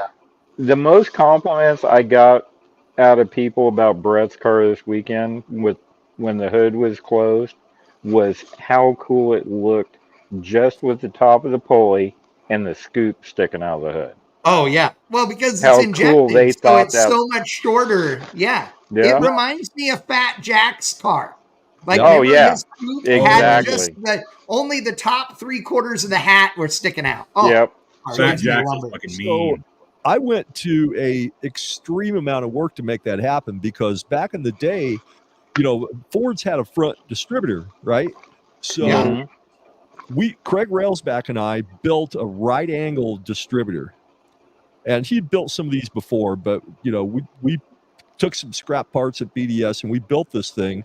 And then leave this picture up, Chad. Okay. And then I built an intake manifold out of inch-thick aluminum plate, and that's how we got the thing. And Fat Jack was one of the inspirations for that. I love the way just about the top 25% of that upper blower pulley sticks out of the hood. Hold on, I'm gonna show that real quick. I'm gonna show Brett's car a close up. The hood is open, but you guys can see how low this thing is from the intake manifold to the top of the hat is very short because it's only got injectors. There's no carburetors to make a bunch of space, and then like Brett says, the intake manifold's really low, so it's pretty bitchin'.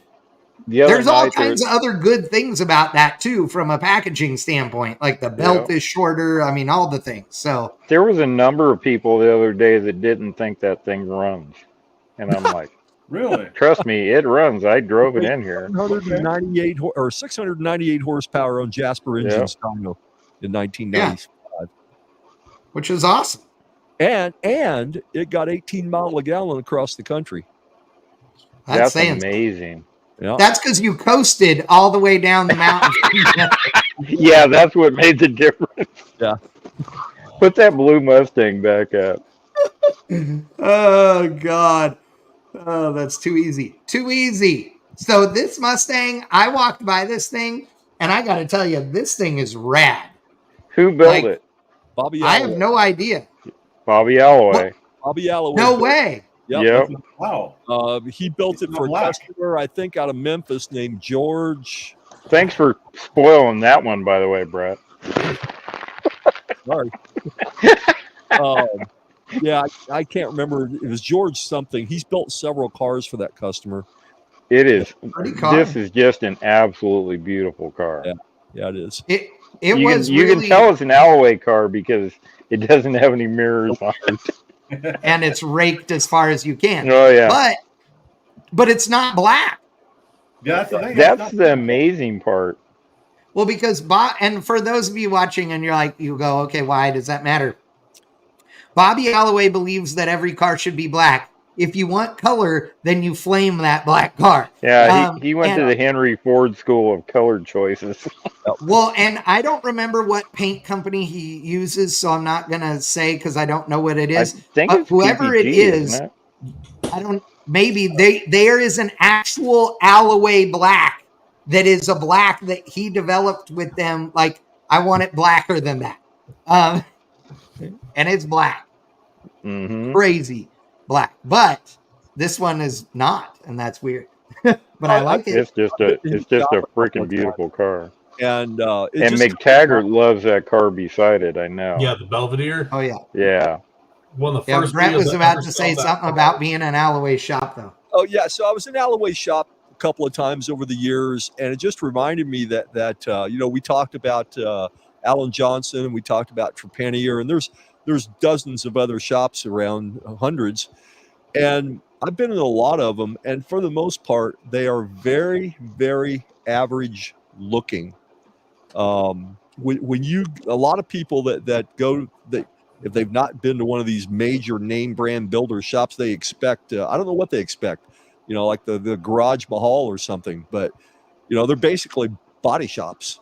Well, it's like Dinky's has like a microbrewery in it now or some shit like that. Yeah, and that's a bit of a separate facility, but Eric got into the craft brewing thing, and Troy's shop is nice, but I mean it's a working shop, man. There's metal grindings, and there's dust around, and he's got a clean part. Well, even Kindig's shop, it's nice, but it's not. Yeah, but it's not fancy. Polished floors and everything. Have you guys ever been to Mole's shop in Oakland? Yeah, Mole's shop is literally, it's one, like the front is on one street and the back is on another street. And then on the back street, there's a couple of doors down is a little bitty rickety old looking, like, old building. That is where they have an Irish guy in there that does all of their metal forming, like builds the bucks in that building. He's like, they treat him like a hobbit and hide him in there. And all he does is, hand it. When I was there the first time, they had a Ferrari that was like a super rare one of, 10 or something car that was at a vintage race supposed to be making parade laps, and somebody lost it or whatever and tore half of this car off. and it's so valuable, it was worth restoring. So they had to make bucks off the driver's side to then create the passenger side, because that's how gone it was. So well, knowing Mull is probably better than it was originally. Oh, 100%. Yeah. I think that was done by there's a metal guy out of Austin. He's originally from France, and he does some amazing metal work. And I think he was the one that did that car, because I remember a few years ago he was making bucks for a wrecked car. Yeah, maybe. I don't know. I thought the guy was Irish, but I don't know. But Mull, like their place it's smaller than I would have thought. The workstations are smaller than I would have thought. Every tool in the shop, there isn't a single person that doesn't know how to use all of them. And they are using, I mean, they make, he is a coach builder and he means it. Every car comes with this amazing book at Mull's that has everything from like all the original renderings and all that, along with photos and stuff as they build the car. And then, now a video that goes along with it too. It's cool. They do really, really good stuff. And he's a heck of a nice guy. So, well, Brett, how big was Troy's original shop? It was tiny too, wasn't it? His original shop was a 1-car garage that his grandpa let him use. Yeah, and that's then what I thought. Expanded from there. And even now, I'm going to say they don't paint on site. They got another shop for that down the street. But the display area is probably 3,000 square feet. The work area is probably, I'm going to guess, maybe 5,000 square feet. Yeah, and right. The CNC area, 1,200 square feet. Yeah, it's not nearly as big as as you might think. This Camaro that's on the screen, I remember this car when it was featured in CarCraft. I hated this car. Like it just doesn't do it for me. I like the color, but not in monochromatic with everything else. It just needed something. And the 2-bladed billet wheels was just. You didn't like the deuces? I don't like the deuces or the whatever you call it, the levitating hood. It's not my style, but I could fix both of those things really easily, and then this thing would be bitching. Well, Brett, you know more about it than most people. Tell them about what's in the driver's floorboard. So on the driver's floorboard, it's got a full sheet metal interior, painted, right? Yeah. Yep. And just about under your right-hand knee, right in front of the front edge of the front seat, Bob Maynard painted a snap-on wrench in there, a 9/16. It's actually a Craftsman wrench. Oh, is it Craftsman? Okay. It's Craftsman. Yeah. So the blue car, again, not everybody's taste. No car ever is, but Gary Buckles owns that car. He is one of the head guys at Dayton Wire Wheel, and has been for years. I think he said the other night, 28 years or some shit. Wow.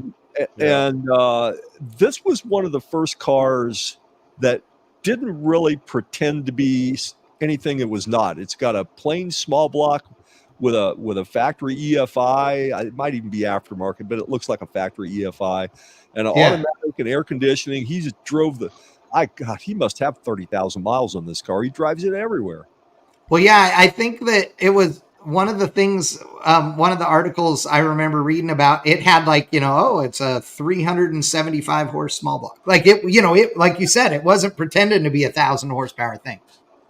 Real quick Well, shout out. then there's a famous car sitting beside it, the Bad Penny. Oh yeah. Wait, what were you saying, Andy? I said real quick shout out to Gary for the round of drinks at the bar after the show. Oh, nice. Gary, over the years, we don't get together a lot, but when we do, it's usually a lot of fun. Not usually, it's always a lot of fun. Fun guy. That's awesome. Guy. The hotel had to ask us about 3 times to leave. Oh, that's all. Hey, you know what? I can't count the number of times that's happened to me and your old man on all of my fingers and toes. So. Closes at 10 o'clock on a Saturday night. Bozo. Not any good one. No shit. But that green Camaro, I was with Joe Haber from Tucson most of the day Sunday, and he saw that car, and literally it was like he just got frozen in just cryogenic freezing. I mean, he just it's a complete jaw bitchin' car. just dropped. It is. Yeah. Yeah, I like it. But this thing, dude, everybody was talking about this too. Now, The video of this thing doing it's got a long ram manifold on it, but what motor is it? Is that a 413 or is it Yeah, a I think it's a 426 413 Max? or it's one of the wedge motors. I think it's a big block. Yeah, I'm going to say it's a 413 or a 426. And it's got the big giant cross ram, intake on it, but then being fed blow through style with twins. I mean, it is pretty cool. And he drove it in there, and it drove in, and I moved the Mustang forward so he could park it. I mean, that thing drove like a freaking rental car. Yeah, I've seen him drive it at several different shows. I can't even remember the guy's name right now, but yeah, he's a regular in the Midwest. Well, and it's obviously on air because the front bumper is on the ground. I mean, I think it was Tuesday. There were like 6 of those guys, the Pro Street guys, I guess, traveling back to the Midwest. They stopped off at Counting Cars and just kind of like just rolled in like, hey, we're here to check the stuff out. And they were just blown away by what had rolled into the parking lot.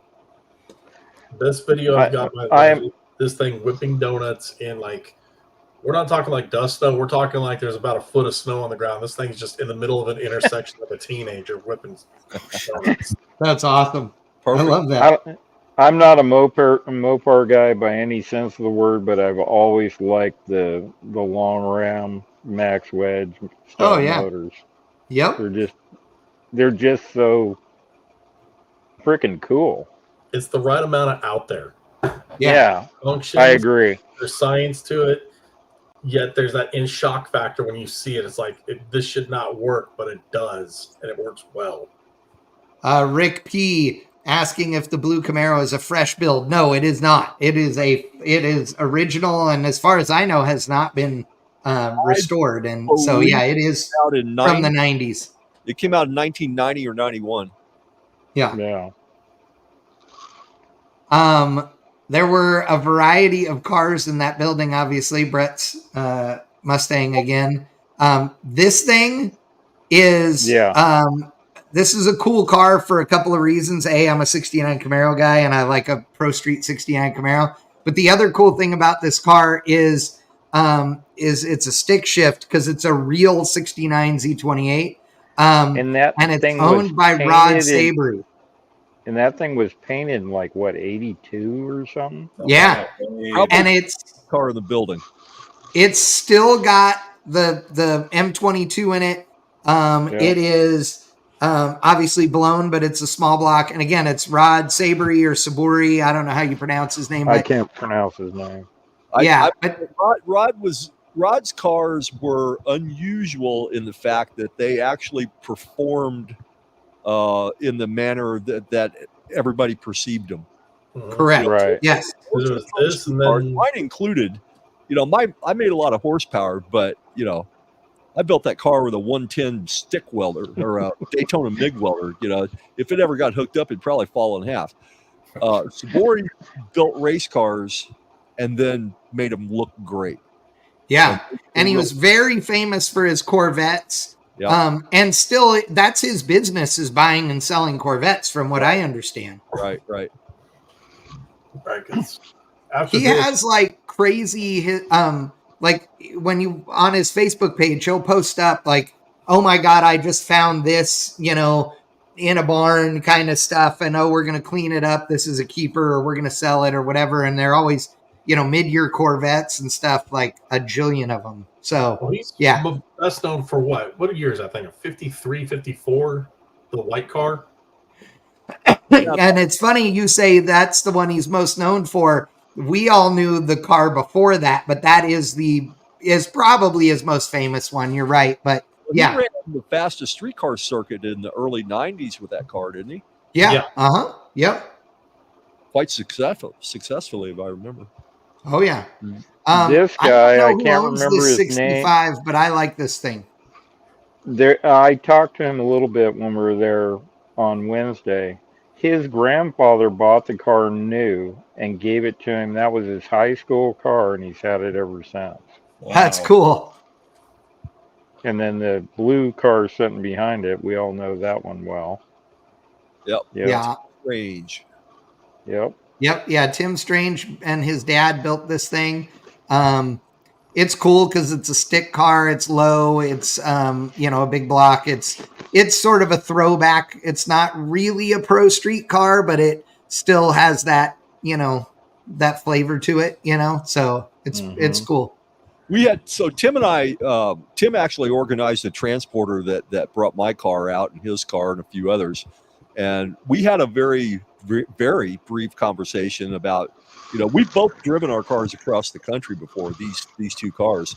Yeah. And we had a brief conversation about doing it again just because we could. And then because Tim doesn't drink, he actually came to his senses quicker than I did, and we shipped him. But these cars have both been driven across the country more than once. Yeah, that's so cool. There's more to Tim's. I do like the underhood treatment he did on this thing to smooth it out. That's kind of cool. And the fact that the interior in it is, Oh, the interior was incredible on it. Yeah, it feels like it's stock, even though it's not, which is really neat, Well, and who did it? His wife.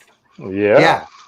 Carrie did that? Yeah, Carrie is a very talented seamstress and upholstery person, and does a really good job and has done their interior stuff on. I don't know if she's done every car they've ever built, but a huge percentage. I think most of them. Yeah.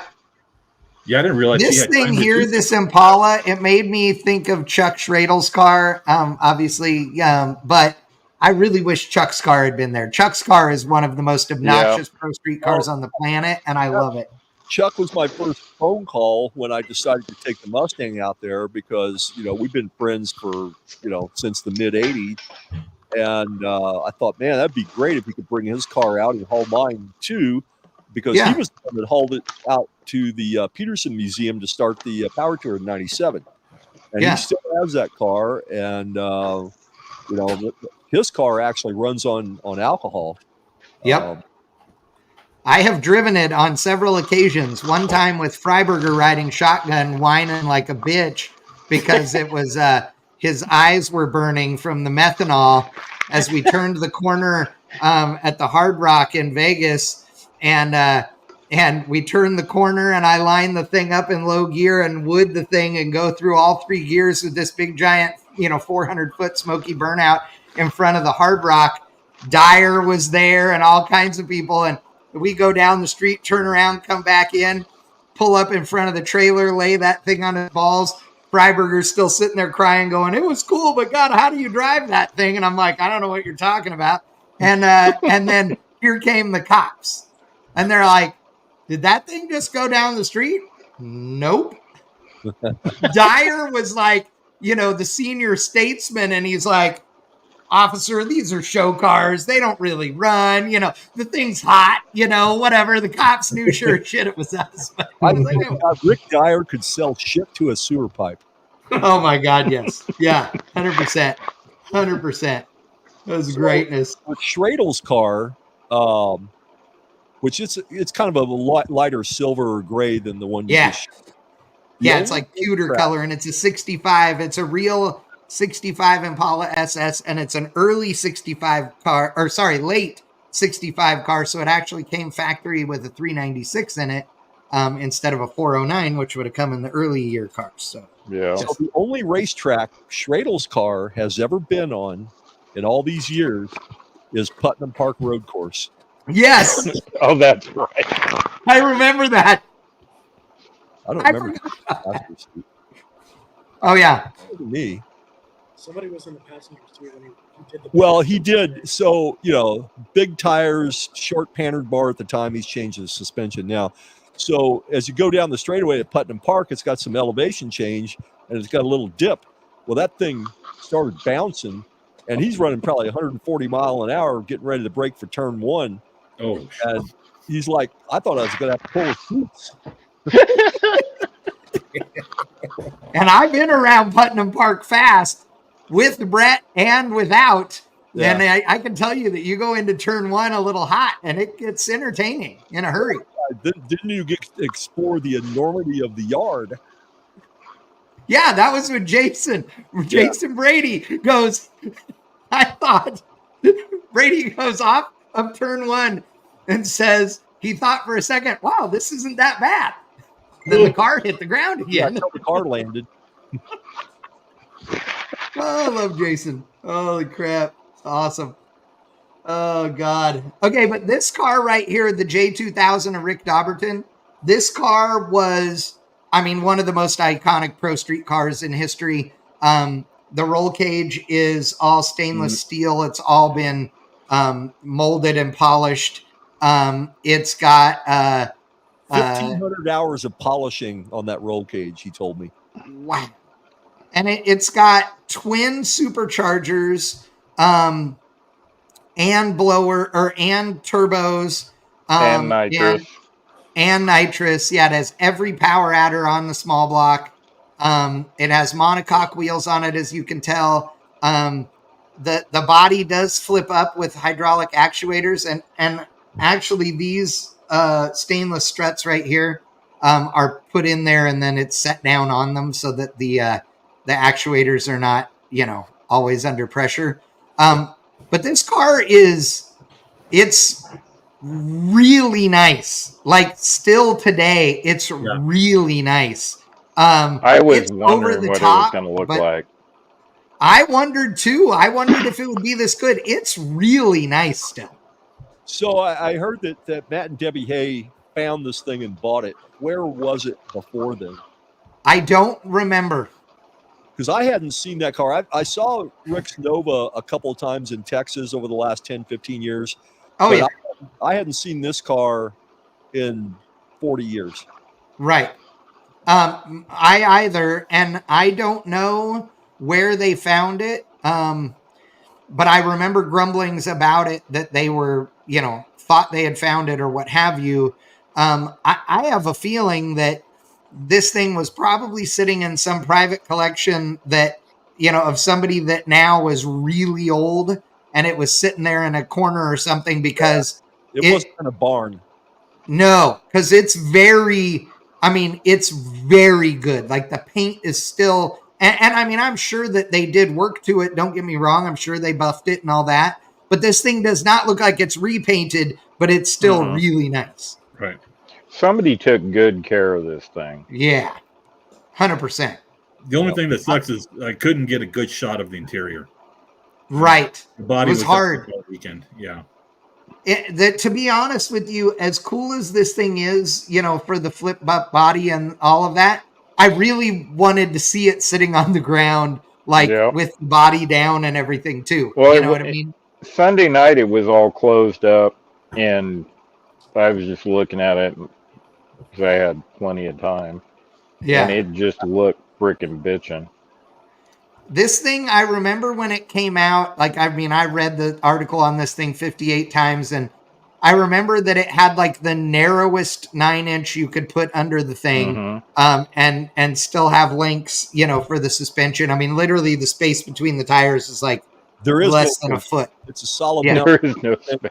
Oh, that's right. I forgot it's solid mounted in that thing. That's right. There's about 6 inches between the insides of the tires. Yeah. Holy it's crap. Nuts. Yep. So basically like a tractor puller then. Valve springs for suspension. Yeah, right. I think he tried to have some suspension at one time, and he finally gave up and just made it solid and the hell with it. I mean, you got to look. The tire's got enough sidewall. There's your suspension right there. Yeah, exactly. You could stand a little low-speed rebound dialed into it, but hey, what the hell? Whatever. Now, did he cruise the car around at the shows back then, or was it? Yep, sure did. Oh, back in the day, yeah. That car debuted at DuQuoin. I'm going to say 86 or 87. 86 was the first year at DeCoin. It wasn't at St. Louis. It was either 86 or 87. Because Matt and Debbie brought the T-Bird, I think, in 88. 88 or 89. Yeah. So one of the things that's interesting about it too is that it didn't it usually at the shows and stuff didn't have the hood on it. Like most of the pictures you see of the thing, it didn't have the hood on it at all. And so it was kind of rare actually to see it at the Grand National with the hood on it and, you know, tilted up and, you know, all of that. But yeah, it's, you know, this thing was insane for sure. I'm trying to see if I can find when he actually debuted this thing.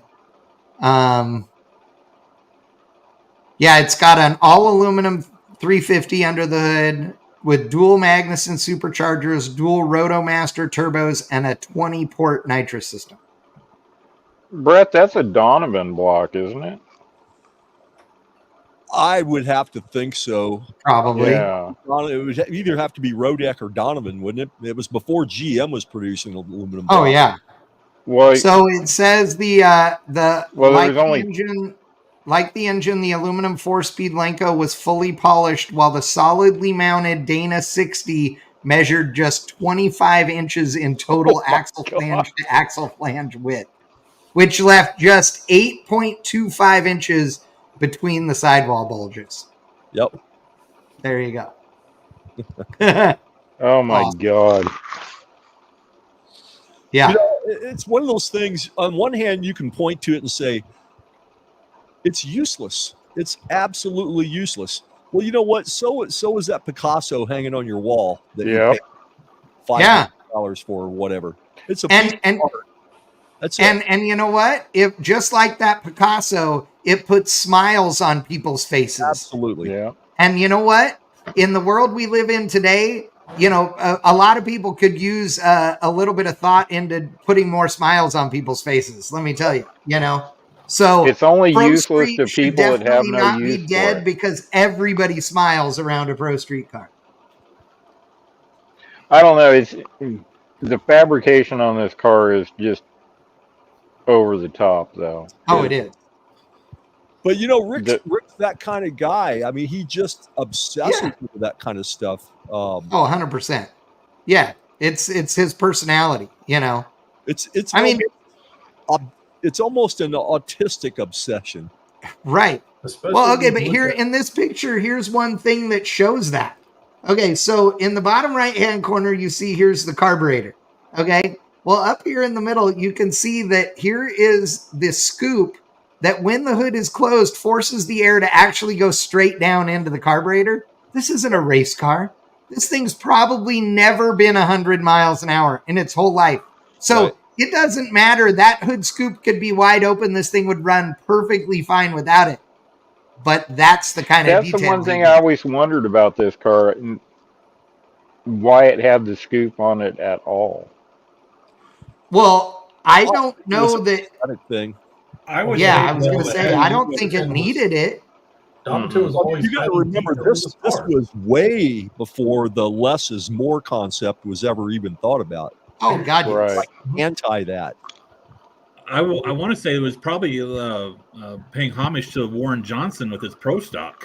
That's true too. Yeah, kind of. I feel like nowadays, instead of seeing cool hood scoops, you see aerodynamics on Honda Civics. Yeah, so right. Concept. Yep, exactly. Or Wangs. They're both about the same level of usefulness. Mm-hmm. Yes, that's true. Yeah, this thing's just great. Now, this is the other Dauberton car. This is one of the early Pro Street cars. Again, Scott Sullivan is credited for being first. This car right there soon after. I love it with the center lines. This thing also twin turbo into the blower. Dauberton was really well known for doing multiple power adders at one time because it was over the top. Yeah, this was his first nationally known car. It debuted, I think, in '82 in Springfield, Missouri, or Springfield, Illinois, and ran the circuit '82, '83, '84, I guess. And then he kind of dropped out while he was building the J2000. The J2000 was probably more popular only because Rick was well known at that time, and when Right. it came out, he was not yet well known. Right. Any That's a idea good what point. he spent building that car back then? What's that? What, the J2000? Yeah. Oh, I didn't I have no idea. Question.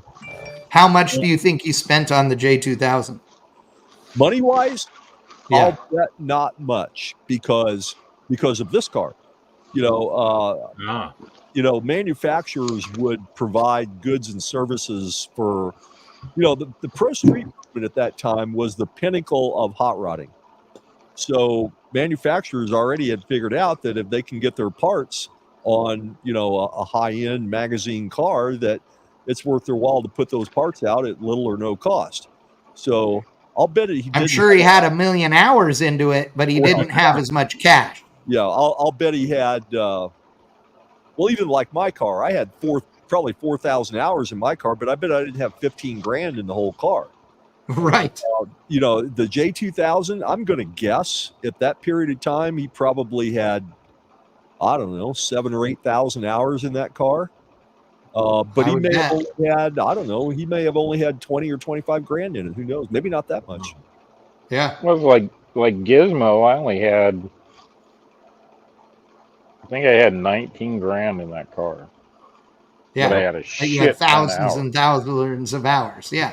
Rick would know how many hours because I remember him telling somebody that he actually had a time clock in his shop and he would punch in and out on those cars. Oh shit, really? Which is a very smart deal. I actually was looking at a time clock the other day that was for sale on Marketplace, an old mechanical one, and I thought about doing it because it would be really smart to log hours that you work on each project. Yeah. Yeah. Why?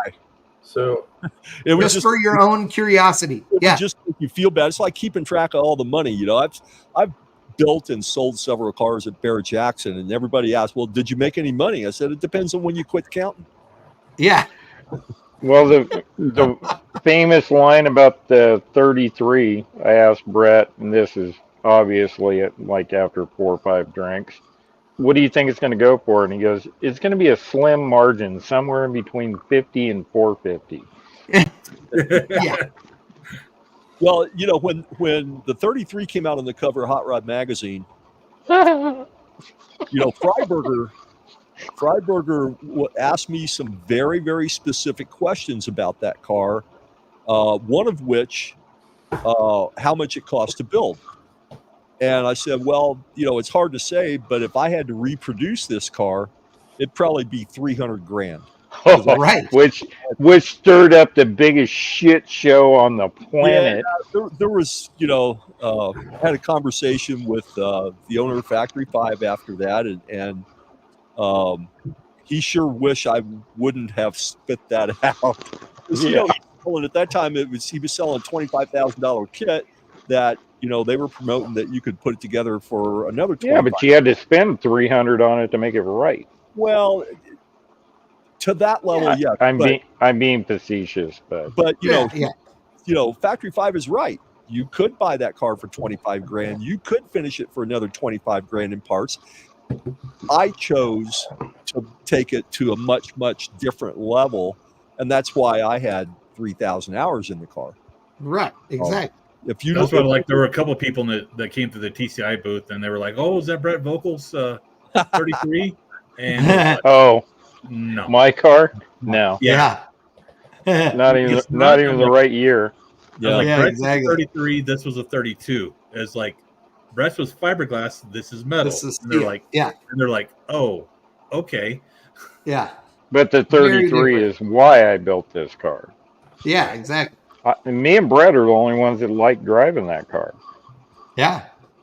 I tell you what, I got pretty good in that car after 3 years of driving it in the Optima circuit.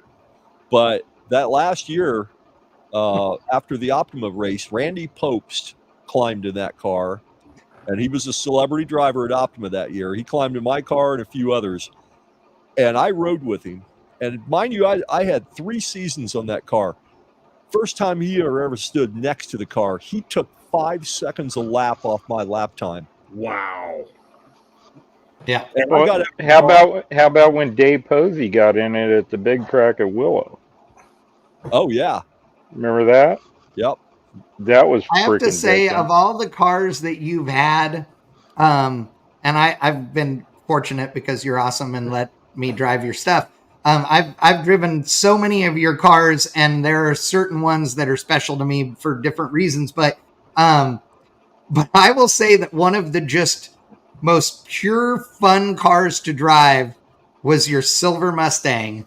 When that car be the one I was, it drove so many people nuts. And I remember that, you said, if you get out of the throttle while you're turning, it will spin you around. You got to be fast on the throttle and drive it with your right foot. And I'm like, cool, because that's how I drive. And I was fast in that car, and it was fun, but it would bite you in the ass if you weren't ready. I think the exact quote was, if you're going to drive this car, you need to slam your pecker in the door first and get the right attitude going. I believe that you did actually say that. I remember that the first time I drove that car fast was at a Good Guys show with you riding shotgun when we did the editor's shootout.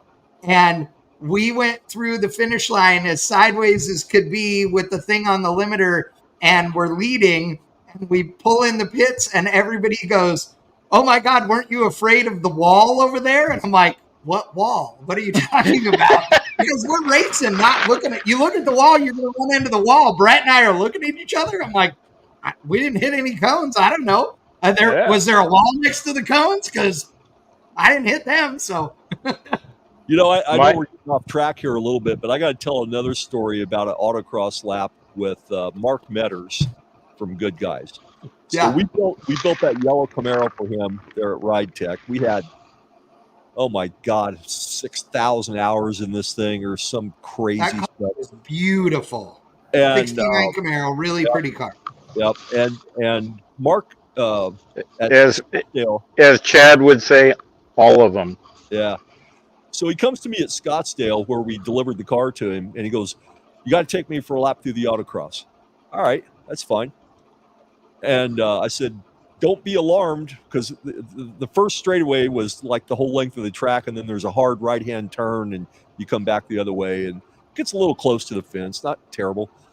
And I said, "Don't be alarmed when I, pick up some speed here to make this corner." He said, "Dude, I run a funny car at 260 mile an hour. You can't scare me." So I dived into that first corner at about 70 in a $500,000 car that he's not even drove yet. And he is screaming like a little girl. It was fun. Oh yeah. That car is, I've got some pictures up here I'm going to put up. That car is one that, if you, being a 69 Camaro owner, if you look at a Camaro long enough, what things are definitely not stock. And on this car, it was all of it.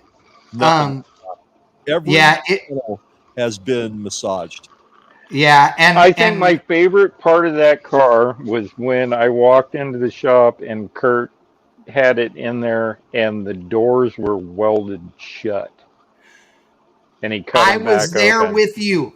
I was there with you when we walked in, and the doors were welded shut, and so that he could, he could gap them. That he could cut the gap to be exactly what he wanted. I mean, that dude was nuts, but God, he's talented. Oh yeah. Yeah, ask Brett about him wet sanding the tunnel of the blue Chevelle. We'll be here all night about spinning him in the dimension of pissed off he's never been in. So my favorite part about that yellow car, and there's a lot completely hazing over the Chevelle, by the way. Yeah. So everybody thought that the bare metal treatment, the Bumblebee stripe, was a graphic, right? Yeah. It was either paint or it was decal or whatever. But if you look really close up there where they used to put the Camaro emblem, you can see where we welded the holes shut. Yep. And then metal finished it. Yep. And to me, that says, okay, this is real. Oh yeah. And that we got car bare metal stuff. Velocity had bare metal. The Blue Chevelle had bare metal. The Nova had bare metal. And Metter's car had bare metal on it. I've never seen anybody else do it. And it's so difficult to do it right. And it was beautiful on all those cars. I was inspired to do it from Little John Butera. He did it on a motorcycle. Much smaller. Oh, yeah. But I've never seen anybody else do it on a car. Well, didn't some go through the hood on Velocity? It did, yeah. So we actually raced that car quite a bit. We were testing over in Lawrenceville, Illinois at autocross, and we were spinning the car pretty hard, and the alternator fan exploded and came right through the middle of that bare metal stripe. Yeah. And I thought, all right, well, I guess there was another wall ornament because that can be fixed. And I come back a week later, and Kurt had this thing. Kurt Blackgrove is the guy that did all our metal work and stuff. He's an absolute genius at that stuff. He had that thing fixed, and I knew where it was, right? I could not find the repair. Yeah. And that hood is currently on the 48-hour car, right? Yeah. Yeah. So we had two hoods for that car, okay? We had the flat steel hood, which was the one that the fan came through. So I take that back. The flat steel hood is not on the. We have the aftermarket aluminum hood that we painted to match. Yes. Oh, okay. And that was a cowl hood. Like 100 pounds off the front of the car. Right. Anyhow. All right, boys. We got to wrap this up because we're at 2.5 hours of this show. I'm surprised. It's dinner time for you. I know. Well, no, I'm not surprised. I'm glad. I'm thrilled. I was being facetious. Andy and Brett for coming on tonight. I really appreciate thank you. You guys, you guys need to come on board more often. We'd love it. And Andy, next time, don't occupy so much time. Well, nobody likes to hear me talk like me. Hey, you and me both, brother. It's why we're such good friends. Hey, Andy and I are already we've already talked about our dream podcast and that we would do and YouTube channel. We just have to figure out how to do it without everybody else in the industry hating us. So yeah, we'll have a good time. Huh? When did you ever care about that? Everybody else. That's true. I don't care anymore. I'm retired. What the hell have I got to care about? He's trying to be nice. He's still trying to get a paycheck. Some of these industry people to our show, I don't think they'll leave too mad. That's true. We need to just do it. Any exposure is good exposure. It's all what you make out of it. Exactly. But I want to thank Wickman. Thank you for being on the show tonight. McTaggart, as always. I know we were talking mostly about something you weren't at this, time, and so sorry about that. But appreciate you being on the show as always, Crosby. Want to thank everybody that tuned in tonight. We had a good crowd tonight. Meadows in the house, Chewy, Maynard's in the house as well. Michelle Harvey, all of you guys, Grippo. Grippo said that Rod's car was his 69 Camaro was bought new and ran super stock and won the Summer Nationals before it became the show car. Really? So, yeah. And he said he's a roofer by trade, actually. So I think I do remember that. There you go. Yeah. Michelle Harvey Walker. Yep, she's on. Yep. Hey, Michelle. I haven't seen she was mad because she didn't come on until 9:30 and she goes, "Oh my God, you have Brett and Andy on." And I'm late. Yeah, next year, 75th anniversary of the Grand National Roadster Show. So who knows what kind of special stuff they're gonna bust out. Yeah, it can be cool. Also, will be George Barris's 100th birthday. Really?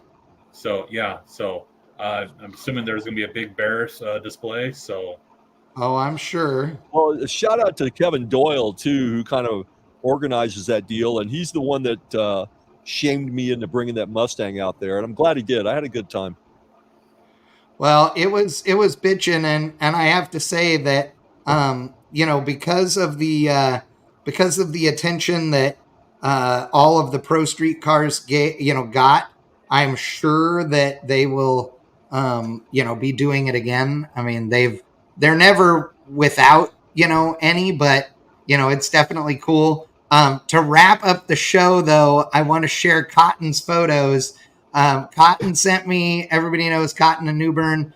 Cotton sent me photos of the car that they used to call Pepto Dismal. Yeah. Okay. And so the Pepto Dismal car. It got a new motor, didn't it? Yeah. Yeah, it's got some love. So you can expect this on a new-ish episode of Faster with Newbern and Cotton. But yeah, look at it. It's in good company right here. So when first time I met Troy Trepanier and his dad, Jack, that car had polished Americans and no graphics on it. It was 1986 or 7, I think 87 at DeCoin. And who owned it then? Troy built that car. He was 16 years old at the time. That's the car he built when he was 16? Not this one, the Chevelle. Oh, the Chevelle. Okay, gotcha. Yeah. Okay, yeah. I'm having a heart attack right now. Yeah. I know. I'm like, wait a second. I thought he did the Chevelle. Okay, I'm sorry. I was confused. There you go. And they towed it. They towed it to the show with a 73 Buick Riviera. Okay. Yeah. Oh, shit. There's a good story about this that I have to share with you real quick. The Chevelle the Riviera was painted the same color of that Pepto-Bismol pink that the Chevelle was, right? And had a 455 in it and all this good stuff. Well, at the same time, I had a 79 Ford Fairmont with a supercharged small block in it under the hood. So it had to be 88. Had to be 88. And we were staying at the Holiday Inn in Marion, Illinois, and we did burnouts, right? And Troy was the king of that too. He actually did the hillbilly line lock thing. He beat the rear brake lines flat with a hammer on the rear end, so he could do a burnout, right? I love hillbilly line. I do this big, long, smoky burnout down the parking lot because I had a 273 and the gear in the car and street radials just, it burned the tires till I was bored of it. And everybody's cheering and hollering. There's smoke everywhere. Troy does one, must have been 5 minutes long. The fire department came because all the fire alarms went off, right? I ain't making this shit up. Okay. Sounds like my shop. I had to buy new tires for my Fairmont when I got home 2 hours down the road. Troy had to buy new tires to get home. Damn. That's awesome. I love it. That was fun time. That is a lot of fun. Well, Cotton, I'm glad that you watched tonight. We appreciate it. And you're getting on the damn show before too long. Also, Cotton. For a while. Yeah, Cotton's good people. And also, keep it up. Pro Street is not dead. If you guys out there are getting ready to build cars and you're like, man, I always wanted a Pro Street car, then build one. Why not? If you have an old Pro Street car, bring it out because people will dig it. I'm telling you. I don't care what it looks like. Yeah, I mean, we're all old and wrinkled and scarred up too. What the hell? Yeah. Exactly. Are you kidding me? Yeah. It'll be awesome. So, but again, really appreciate everybody tonight. Thank you guys for joining us. And we'll see you again in 2 weeks. No idea what the topic's going to be, but if you have suggestions, leave them in the comments and we will consider them for sure. So big thanks again to everybody for tuning in tonight. And we will see you next time. See ya. See you guys later. See you, folks.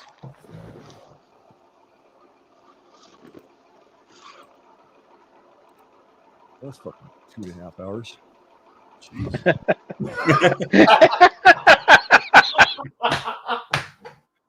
Brett's got to work in the morning.